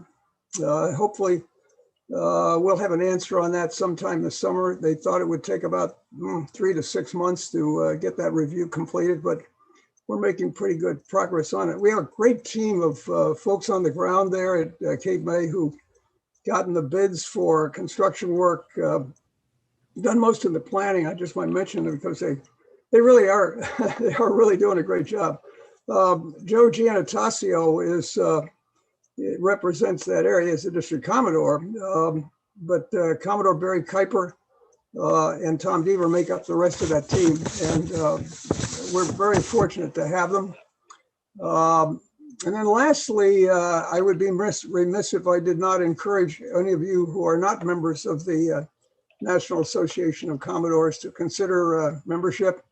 Were we on ground for this meeting, I would be talking to all of you who are not a member, but you have to get your commercials in while you can. The dues are $50 a year, and just drop me a line. We give you a beautiful little challenge coin if you join, and we reserve a spot for you on the monument. So thank you, and that's my report. Thank you very much, Commodore Tyson. We will now have the Coast Guard Auxiliary Association information presented by the president, Commodore Vincent Pica. Vin, your turn. Thanks, boss. Let me see if I can get the share screen going. All right. Everybody see that? And just that? Okay. That we don't have to see. Yes, sir, Commodore. Thank you. So good afternoon and good morning to all, with an especial salute to National Commodore Maluski, Vice National Commodore Formato, Captain Johnson, our dear Auxes, the NextCom, and fellow Commodores and shipmates. Thank you for all you do to help Auxe, help all those fellow shipmates, the U.S. Coast Guard Auxiliary. I'm going to give our 12-minute All-Aux presentation in 10 minutes, while also hoping to leave time for free shots on goal at the end, so I will go quickly. If you were on the OPCOM call, some of this will sound familiar, some will be new and I think exciting. I am now serving my third NACO as Chief Executive of Auxe. The NACO is also simultaneously the Chairman of the Board. The first thing we did was to rebrand the old association as Auxe, message that we intended it to be what IBM is to the International Business Machine Company, a modern U.S. corporation operating at public company standards. We also sent a strong message to the Auxe staff by noting that Auxe's motto was honor, respect, and devotion to members. No presentation, short or long, is complete without noting that Auxe is now at 36 souls, all but 3 of whom are volunteers. Its senior management meets every Monday evening to drive programs that add revenues, reduce expenses, and control business risks. While I can't mention all 36 souls, I want to note that its senior-most members are Jim Losey, Chief Operating Officer, who revamped and re-envisioned the warehouse as the Auxe Fulfillment Center. Over 5,000 orders and over $300,000 in revenue went through the fulfillment center in 2020. Lou DeGisto, Chief Marketing Officer, who envisioned, created, and negotiated 34 blue and white dealograms that you have received in your inbox emails since inception. Bob Fabish, working with Lou, are responsible for the quarterly benefits of membership compendiums that Auxe issues. David Barber, Chief Financial Officer, who has conceived and implemented a public company standard budgeting system, which will give the DNACOs, ANACOs, and their teams transparency on what their monies are spent on and by whom. A major thank you to Commodore King, who inspired it, and Commodore Maluski, who pushed it. An additional thank you to Commodore Bruce for embracing it and working hard to implement it with us. Nothing could be done without mission-ready systems, and that responsibility lies with newly minted Commodore Jeff Geddes, Chief Information Officer. Look for even more user-friendly e-commerce web abilities in 2021. Dan Paisley, General Counsel, who has been indispensable in keeping us inside the 501c3 lines while we pursue our goals as the hard-nosed business professionals that we are. Marsha Grogan, Chief Development Officer, runs our first-class development team that seeks donations in kind or in money to support the RBS vision. We've also created an in-house grant writing team to turbocharge pursuit of what are essentially targeted donations. We also created a Campaign for Zero committee for advice and counsel with respect to fundraising. In addition to Commodores Maluski, Formato, and King, the committee is proud to count Admiral Thad Allen and Terry Cross, U.S. Coast Guard retired, General George Casey, U.S. Army Chief of Staff retired, Mr. Ted Leonsis, owner of the Capitals, Washington Wizards, and Mystics, Messrs. Chris Edmonston and Jim Losi, President of the Boat U.S. Foundation and member of the U.S. Coast Guard Academy's Board of Directors, respectively, as its members. Chris and Jim, as you know, are also Coast Guard auxiliaries. I also want to thank Stan Feldman, our Treasurer and Chief Materials Liaison Officer, and Vicki Campalong, our Executive Assistant, providing the glue that needed on a day-to-day basis. That concludes my pre-presentation remarks. I want to ask you to continue to spread the word to Shop CG Aux, to invite Auxe to present at your D trains as an aid in retention, and to promise you that the best is yet to come. To the slide presentation with 6 minutes to go. Let's see if I can pull that up. There we are. Okay, so hopefully you've all seen this because this has been published a number of times, and it's about educating the 22,000 members, of which probably 2,200 of them are aware of what Auxe is and what it does for them. So first, what is it? And the answer is all of the above. We are the financial branch. We are a 501c3 nonprofit organization. We secure grants in support, and we provide member benefits. And who is a member of Auxe? Is it just members who have completed core training? Is it donors? Is it elected officers? All members in good standing, all those who apply? The answer is it's all members in good standing.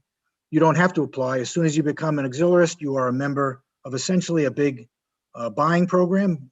And by the way, we're a Fortune 300 company if you count by members. So when we approach a vendor, let's say like Avis or Hertz, and say, would you like to give a deal to a Fortune 300 company? Everyone is willing to do that and happy to do so. What is the primary mission of Auxe? I'll just jump to the answer. It's providing financial support to our missions. And why does the auxiliary need Auxe? Well, is it to provide financial resources? Is it accounting and auditing? Is it legal and compliance? Is it support recruitment? Is it to support PA visibility? Is it all of the above? And it is all of the above because it takes money to do all those things. Now, most importantly, a lot of people want to know where the money comes from and where it goes. So the Campaign for Zero donations goes 100% to support the RBS programs. There is also the ability to donate directly to either a unit or just to Auxe in general, which a program we support called Auxe Direct. And we're developing better systems to make it easier to give and to direct to units that you may want to receive your monies rather than just general. Pass-throughs, that's specifically where you say, I want this money to go to a unit. We count that as a pass-through, not as a matter of revenue, by the way, simply from your pocket through our pocket to the unit that you want it to get to, so that it gets there as a charitable donation. And it is as directed by the donor. That can all be done online. Grants, in addition to taking grants submitted to us for verification by a Coast Guard auxiliary unit, we also work directly, as Commodore Barth mentioned, we work directly with one of the Coast Guard units, Coast Guard auxiliary units rather, to write the grant for them. So that really enables our client, the Coast Guard auxiliary, to look for things, and then we'll do the legwork to get that, at least the grant submitted. Dues, of course, go to support NACON, N-Train, CG Aux programs, and ops as necessary. So, of course, there is the fulfillment center. So what I refer to as e-commerce, we put a new pricing program, as you may recall, into place a couple of years ago, where it's cost plus rather than what the market will bear. That has generally reduced prices dramatically to all our members.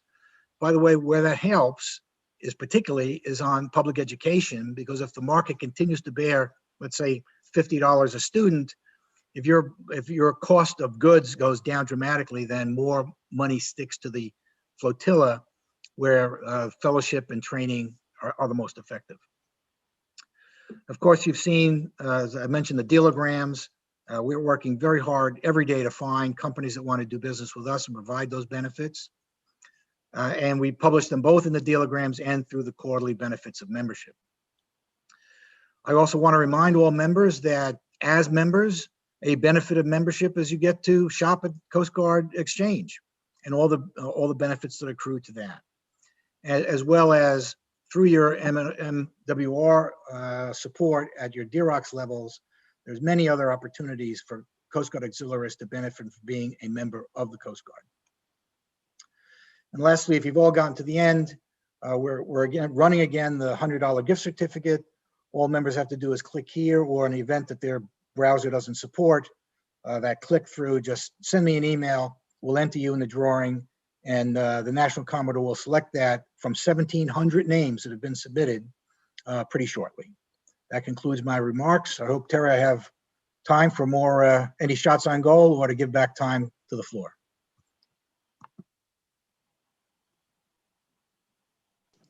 I think we have some Very time. good.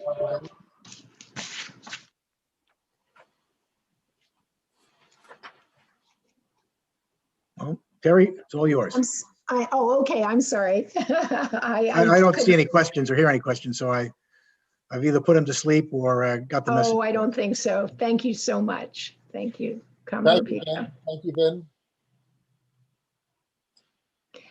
And Commodore Molesky, I have no announcements. Thank you very much. I just want to note that as of the last note, we have 276 people on YouTube. So that's 276 more people than would have been able to take part in this meeting than in the past.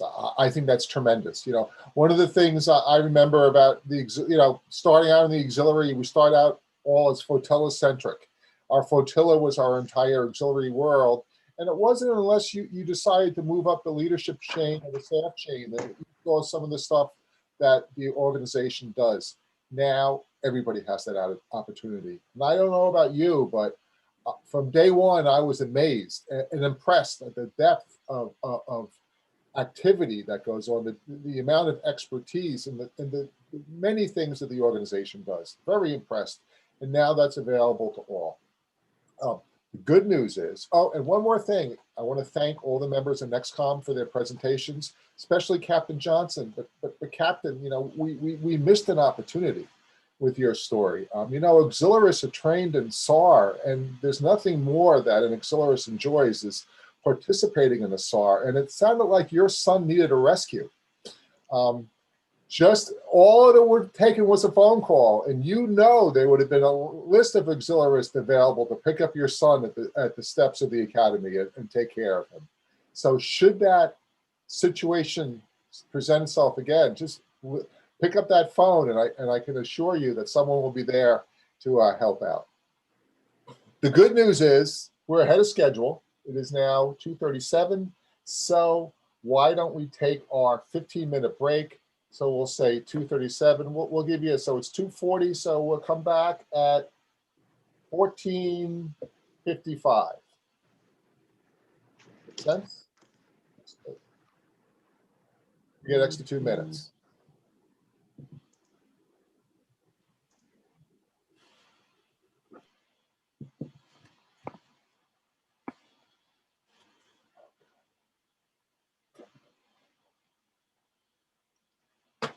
Oh.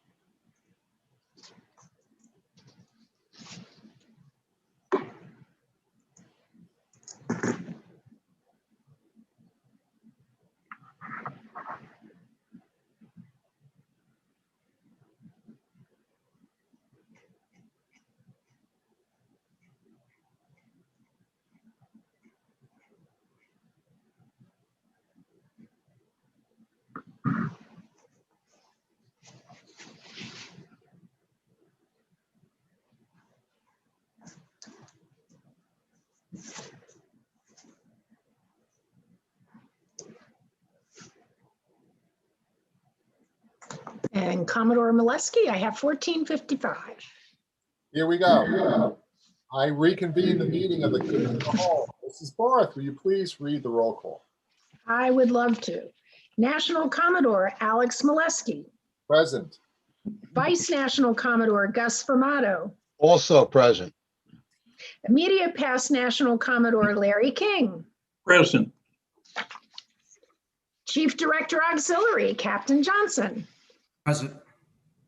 Deputy National Commodore Atlantic Area East and Recreational Boating Safety Gary Barth, Present. Deputy National Commodore Atlantic Area West and Mission Support Tom Mullally, Present. Deputy National Commodore Pacific Area and Operations Mary Kirkwood, Present. Deputy National Commodore Information Technology and Planning Linda Merriman, Still here. District Commodore First Northern Dave McClure. Present, standing in Chief for of by remote. Staff, sorry. That's fine. District Commodore First Southern Mark Stone. Present. District Commodore Fifth Northern Joe Giantasio. Here. District Commodore Fifth Southern Alan Fred. Present. District Commodore District 7 Patricia McMiniman. Present. District Commodore 8 Coastal Region Pat Ferry. Present. District Commodore 8 Eastern Matt Meyer. Present. District Commodore 8 Western Rivers Jeff Geddes. Present. District Commodore 9 Central Kathy Slaybaugh. Present. District Commodore 9 Eastern Clark Gottschall. Present. District Commodore 9 Western Harvey Randall. Present. District Commodore 11 Northern Dean McFerrin. Present. District Commodore 11 Southern Charles Geiger. Present. District Commodore District 13 Tiny Singler. Present. District Commodore District 14 Denise Sankrum. Present. Thank you. District Commodore District 17 Johnny Janik. Present.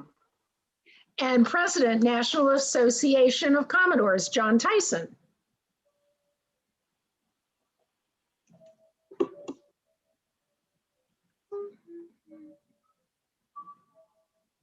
Present. Thank you. And unmuted. Sorry. And the roll call has been called. Commodore Cream, do we have a quorum? Hi, sir, we do have a quorum. Very well, we'll proceed. One of the things that we've endeavored to do with this virtual meeting is to make it as similar and to follow the same format that we do in person. And for those of you that have never attended N-Train or NACON, it's always cold. And I know you sit up in the dais and everybody's always cold. And here's a spoiler alert. Next year when we're in St. Louis, I want to wear winter dress blue because that's a winter uniform, which is what we need. The ironic thing is I think it's colder during the summer in Orlando at the Rosen Center. They always have that air conditioning up so high. So at the meetings, it's not unusual for especially the board members to wear their jackets over their tops. And I don't know if you see your screen, Commodore King is wearing his jacket today. He's just trying to add to the realism of the meeting. You know, essentially, especially since he's in Mississippi, but I guess that's a comment on the current weather in Mississippi. There we go. He's not happy, as you could tell. But now it's my turn to report. And before I start, later on in the program, I have a couple moments. And what I would like to do, if time permits, is to answer some questions. So what I'm asking, we had already asked the board members of the board to submit questions. I think I have one. But anybody watching online or on YouTube, you know, you could submit your questions to me directly, privately, to Alex Molesky. And if I have an opportunity, I'll answer those questions. So thank you very much. Now for my remarks. The state of the auxiliary. Simply stated, we're busy. You know, and much busier than certainly I anticipated. And they often say that which doesn't kill you makes you stronger. Well, I have no doubt that we are coming out of this pandemic stronger than we were. It has been quite the challenge, but the way the auxiliary has stepped up has been inspiring. And I have to confess, which is something that's an anathema to somebody in my profession. Confessions aren't good unless you're a prosecutor and it's the other guy confessing. But I didn't think we'd do this well. You know, when this pandemic started, I can't tell you how many people came to me and said that this was going to kill the auxiliary. I never believed that. I figured we would take the hit. The hit was a lot less than I anticipated. I have to be honest.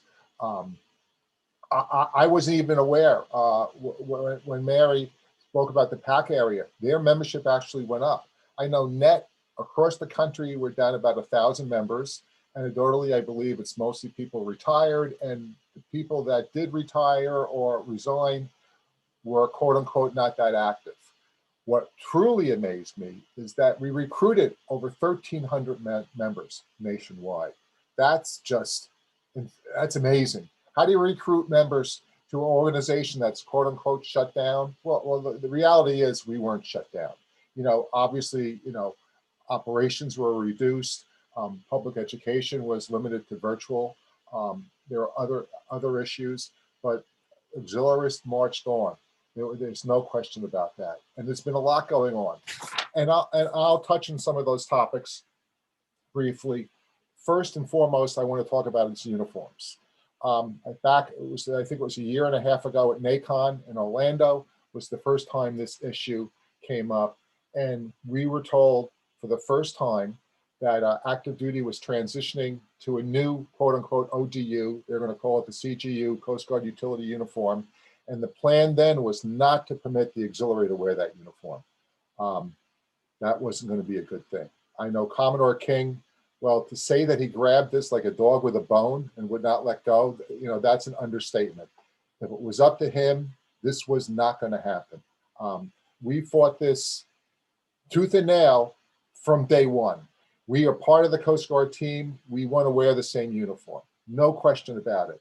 Granted, you know, active duty did have legitimate concerns. And one of the concerns was that very often people would mistake auxiliaries for active duty. And for various reasons, that's probably not always the best thing. And there had to be some change. So they wanted to change, you know, completely, initially anyway, khakis and polo shirts, which just wasn't going to do it. Next time we visited this as an organization was at Entrain, this meeting, a year ago. And I'm sure all of you that were present for that meeting remember Admiral Abel came, the DCO at that time. I knew him first when he was captain. Larry's correcting me. He's pointing at me. I knew him when he was the air station commander in Cape Cod. But last year, he was the deputy commandant for operations. And he came, and I think a big part of his visit to Entrain was to gauge the concern of the auxiliary about this uniform transition. And the members of the board, the Commodores, every single one stepped up and gave their opinion, and uniformly everyone was against it. Well, I'm happy to report now that there has been a final decision by active duty, and we will transition to the CGU. It will be a little different. It will be distinguishable from the active duty uniform. The name tapes, instead of being white on blue, they will be a silver name tape with blue lettering, and we will have different patches. The new uniform has patches on the shoulders.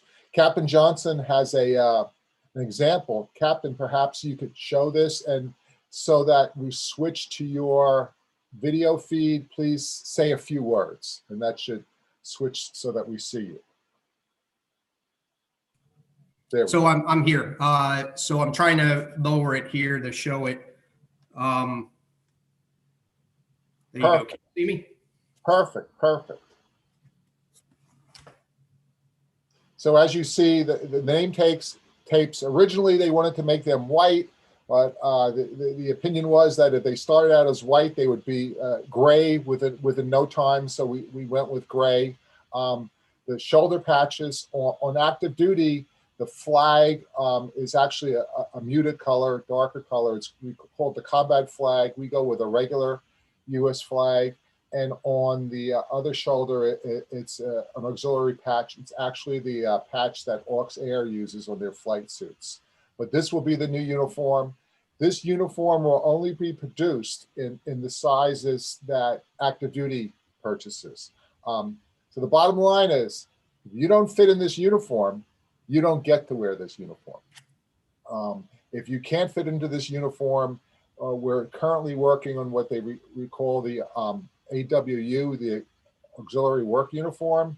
And there's a lot of discussions going on what that's going to look like, who's going to source it, and we're working on that. But this will be the new uniform.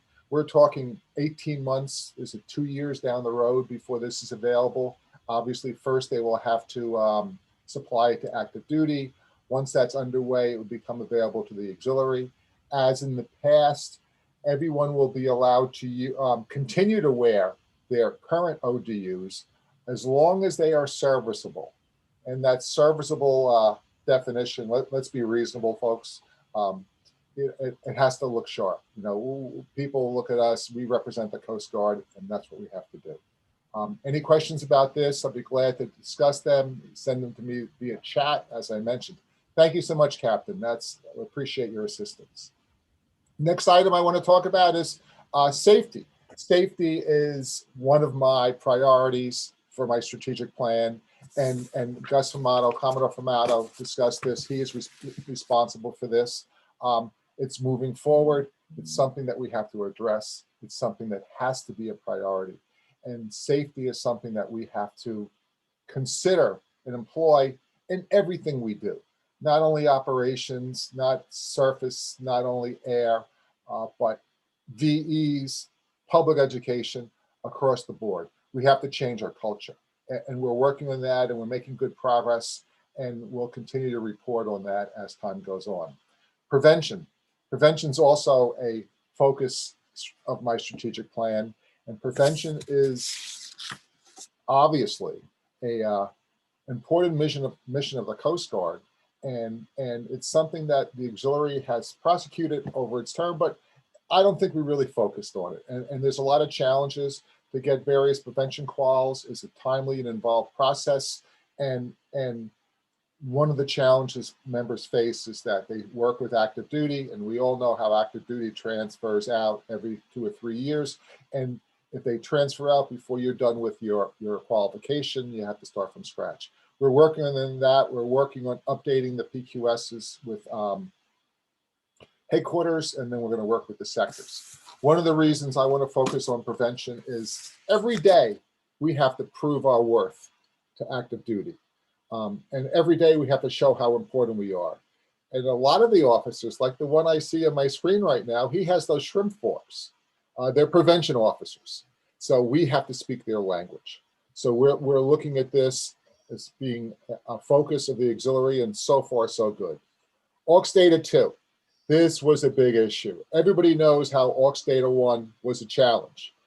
It was obsolete, it was outdated, it was inflexible, and it presented a lot of problems.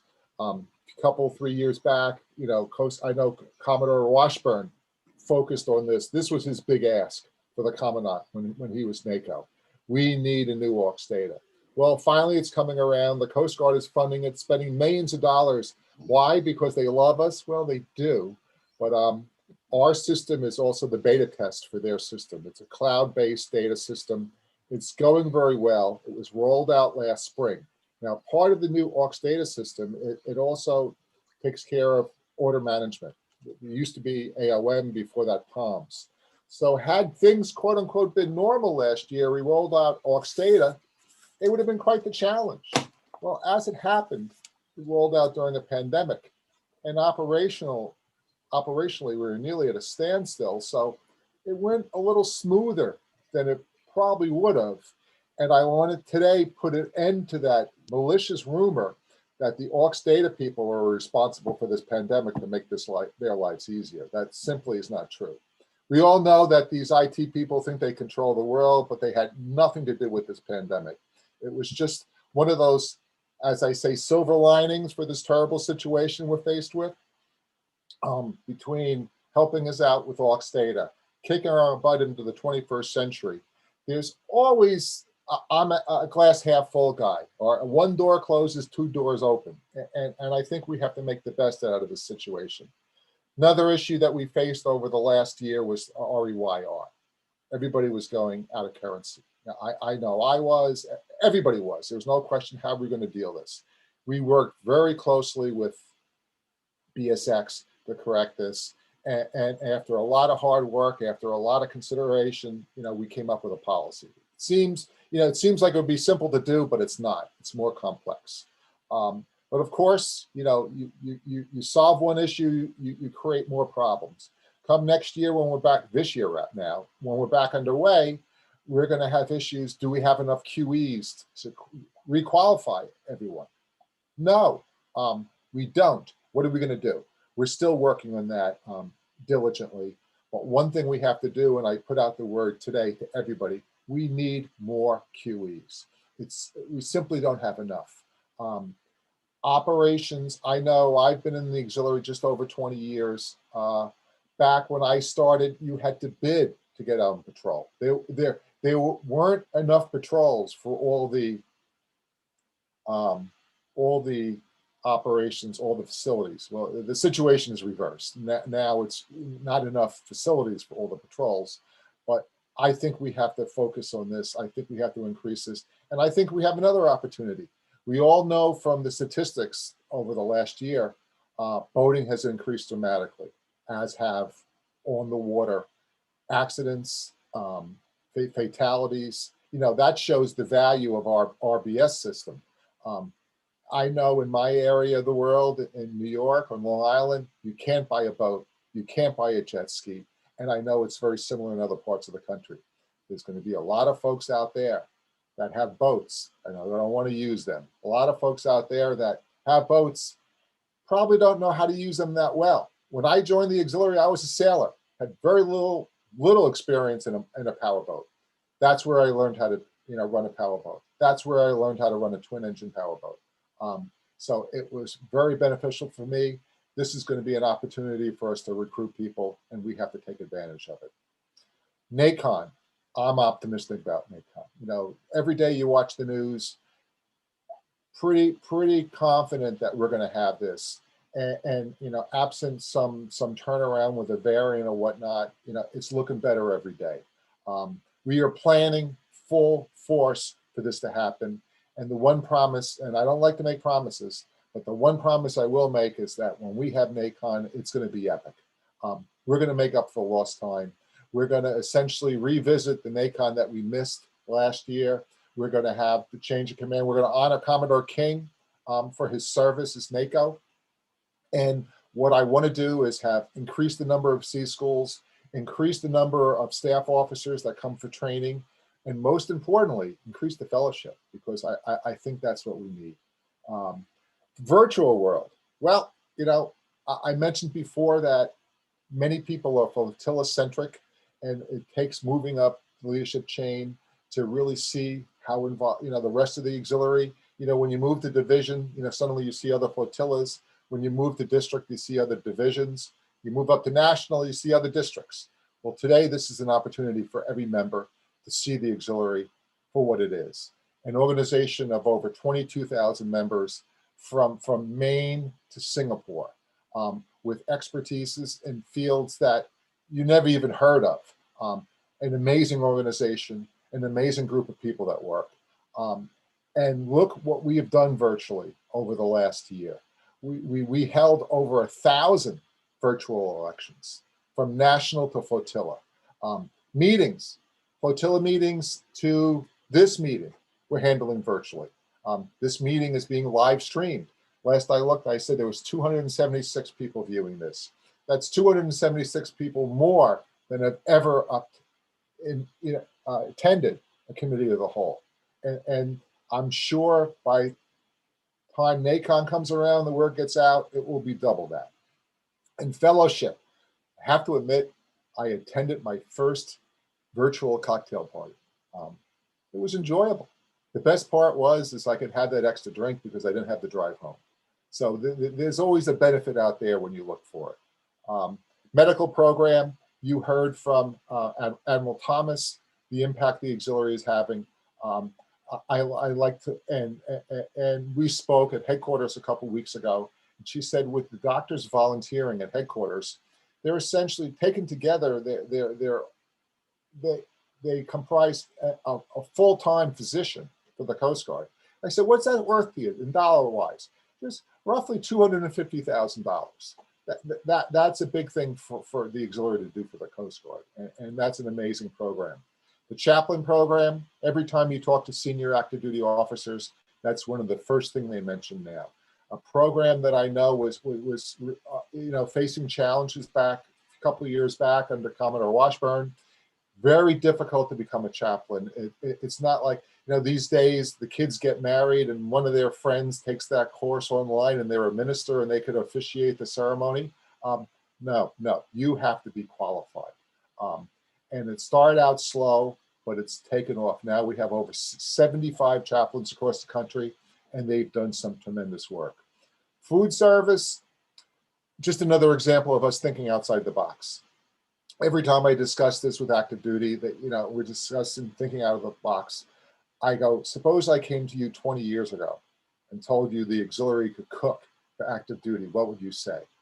And they sit back and they go, I get it. 20 years ago, before this program started, just about that time, Coast Guard was fine. They had plenty of cooks. Today, they don't. They're giving bonuses to people to recruit people if you agree to go become a food service or now CS specialist.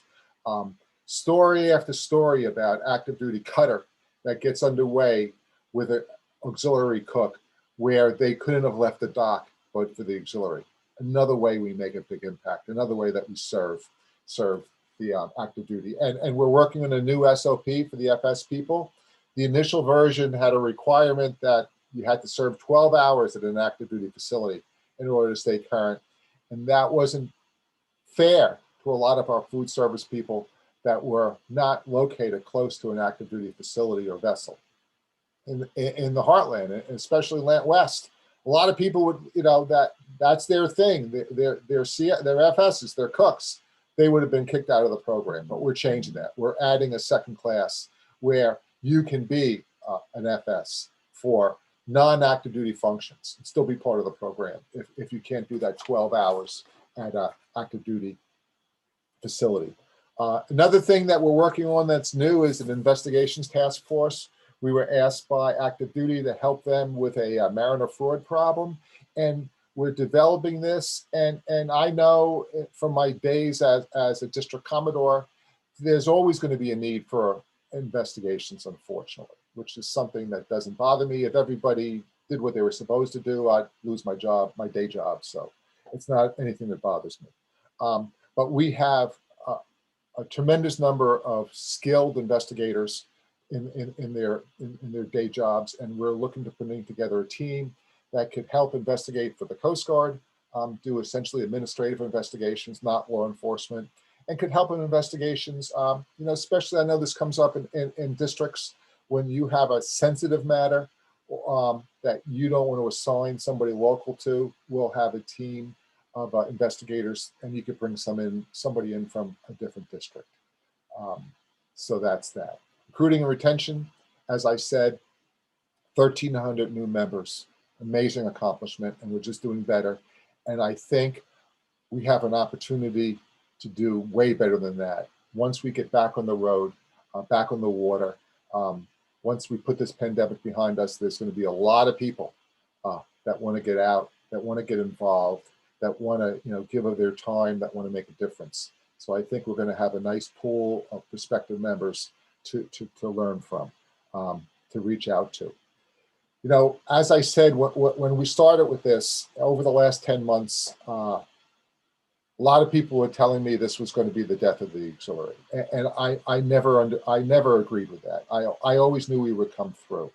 Now my watchwords are ready, resourceful, and resilient, which I picked, essentially at the beginning of my term.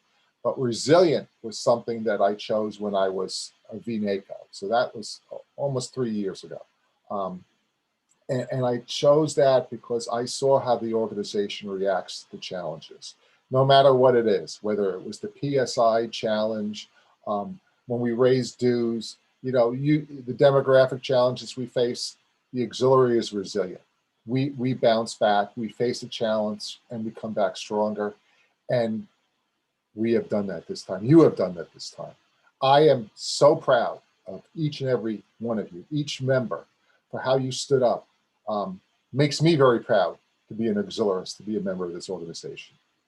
Tomorrow we have the national board meeting, and I invite everyone to please attend. Please, attend virtually if you can. We have quite the list of dignitaries. The Commandant, Admiral Schultz, and the Vice Commandant will appear together to speak and to answer questions. It's not every day you get to see that. We also have the Deputy Commandant for Operations, Admiral Bushman, Land Area Commander, Admiral Poulin will talk, and Admiral Timian, the head 5P, who is responsible for the auxiliary. This is a great opportunity. The average member doesn't get to see these senior leaders speak to the auxiliary, and it's proof of the fact of how valuable we are to active duty. The fact that the most senior leaders of the Coast Guard are going to take time out of their day on a weekend, nonetheless, to speak to us. So if you have an opportunity, tune in, and if you don't, the link will be made available. And I know we're recording all this, and you can see it at a more convenient time. But that's it for me. Thank you very much for your attention. As I said, going forward, hopefully I'll be able to answer some questions. Till then, Semper Paratus. All right, next step is.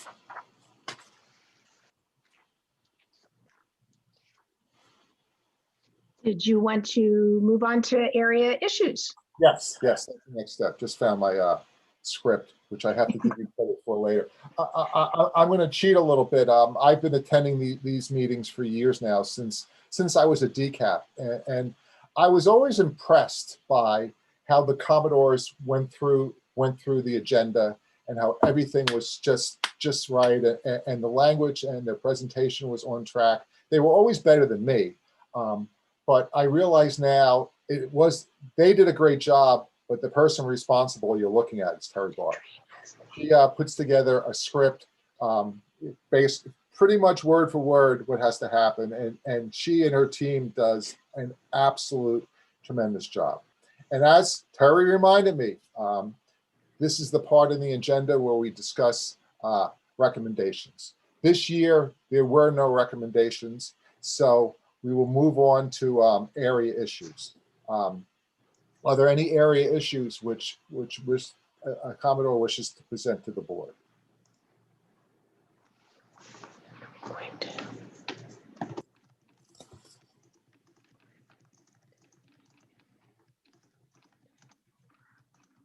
Hearing none.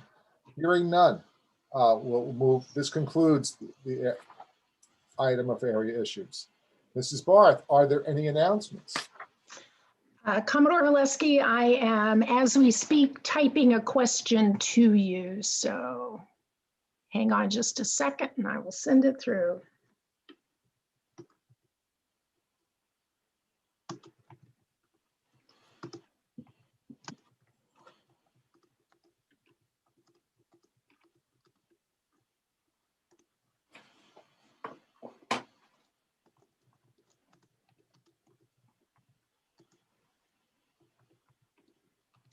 Okay, I see your question.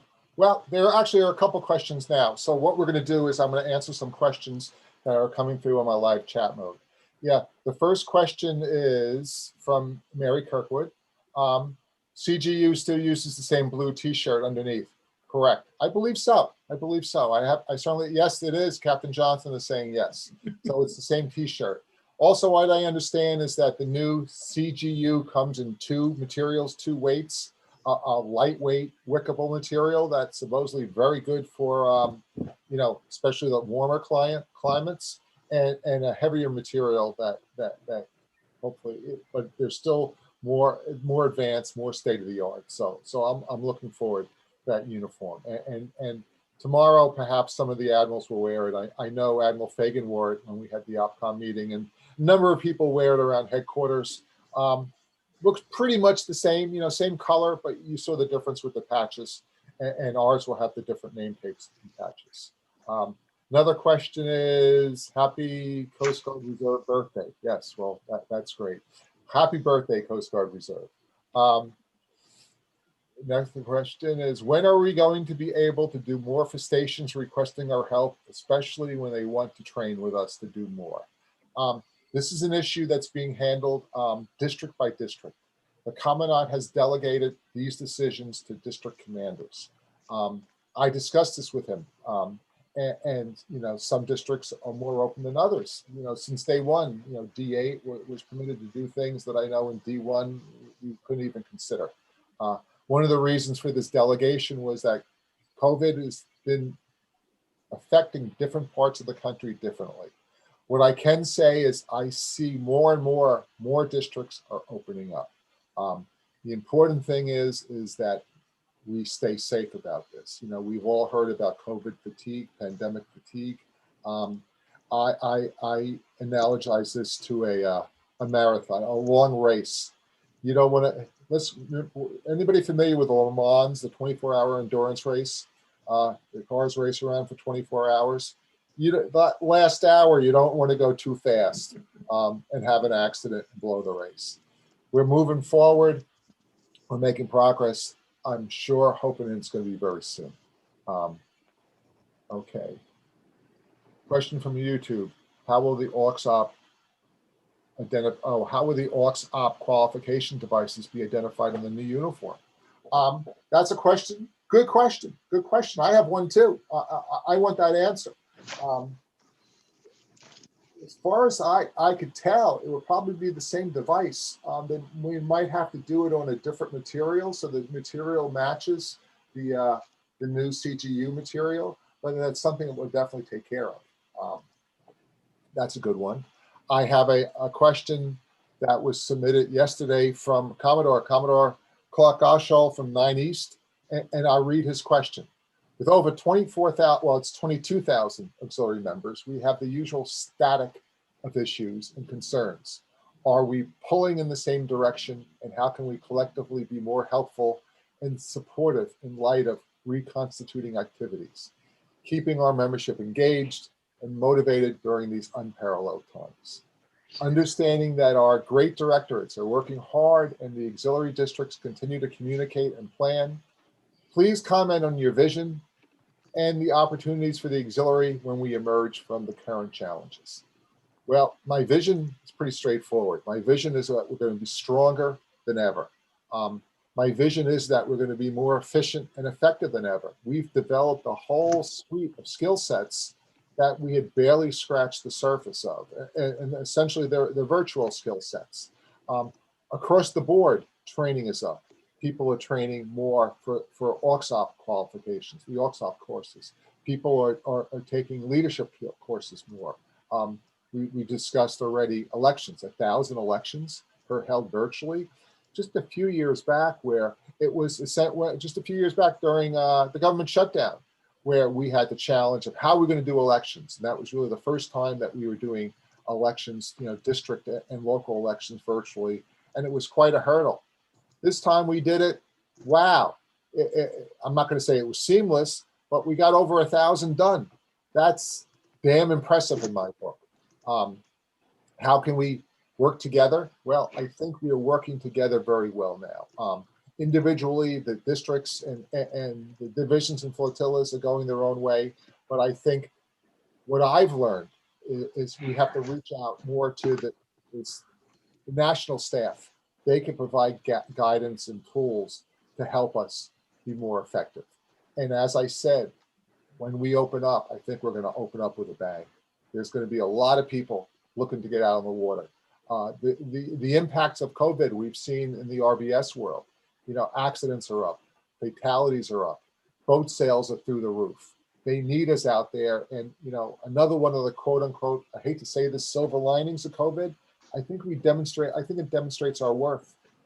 the RBS world. We weren't out there to teach. We weren't out there to inspect. Had an impact. It had an impact. We get back out there, and I guarantee you that those numbers will go down.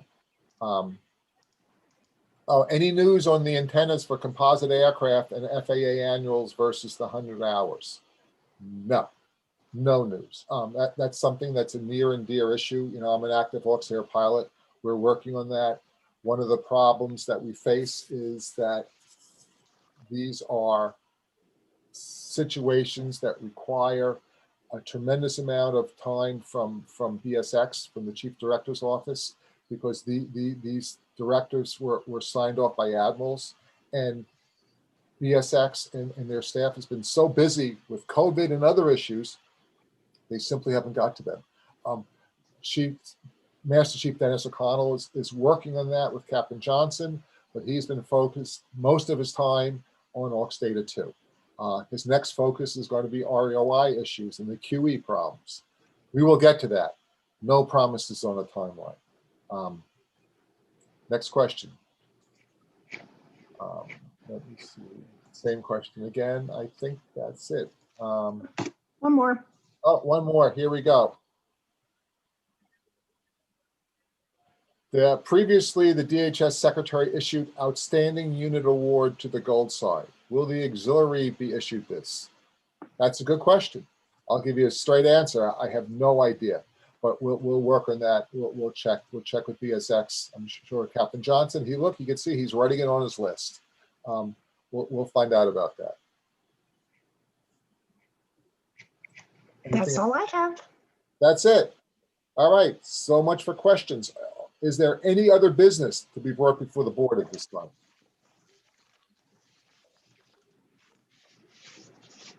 Hearing none, I entertain a motion for adjournment. If you want to make the motion, please unmute yourself. So moved. So moved by 4 people at once. Now let me see. I see Tom. Tom, you're on the screen. Commodore Mullally. Motion made. Do I have a second? Second. Mark Stone makes the motion, seconds the motion rather, to adjourn. Although anyone not in favor to the motion, please unmute and say nay. Hearing no nays, the motion carries. I now adjourn the National Board Executive Session at 15:32. We did pretty well. We're ahead of schedule. See everybody tomorrow, folks. Thanks so much. Great job, all. Thank you. Thank you, sir. Thanks, everybody.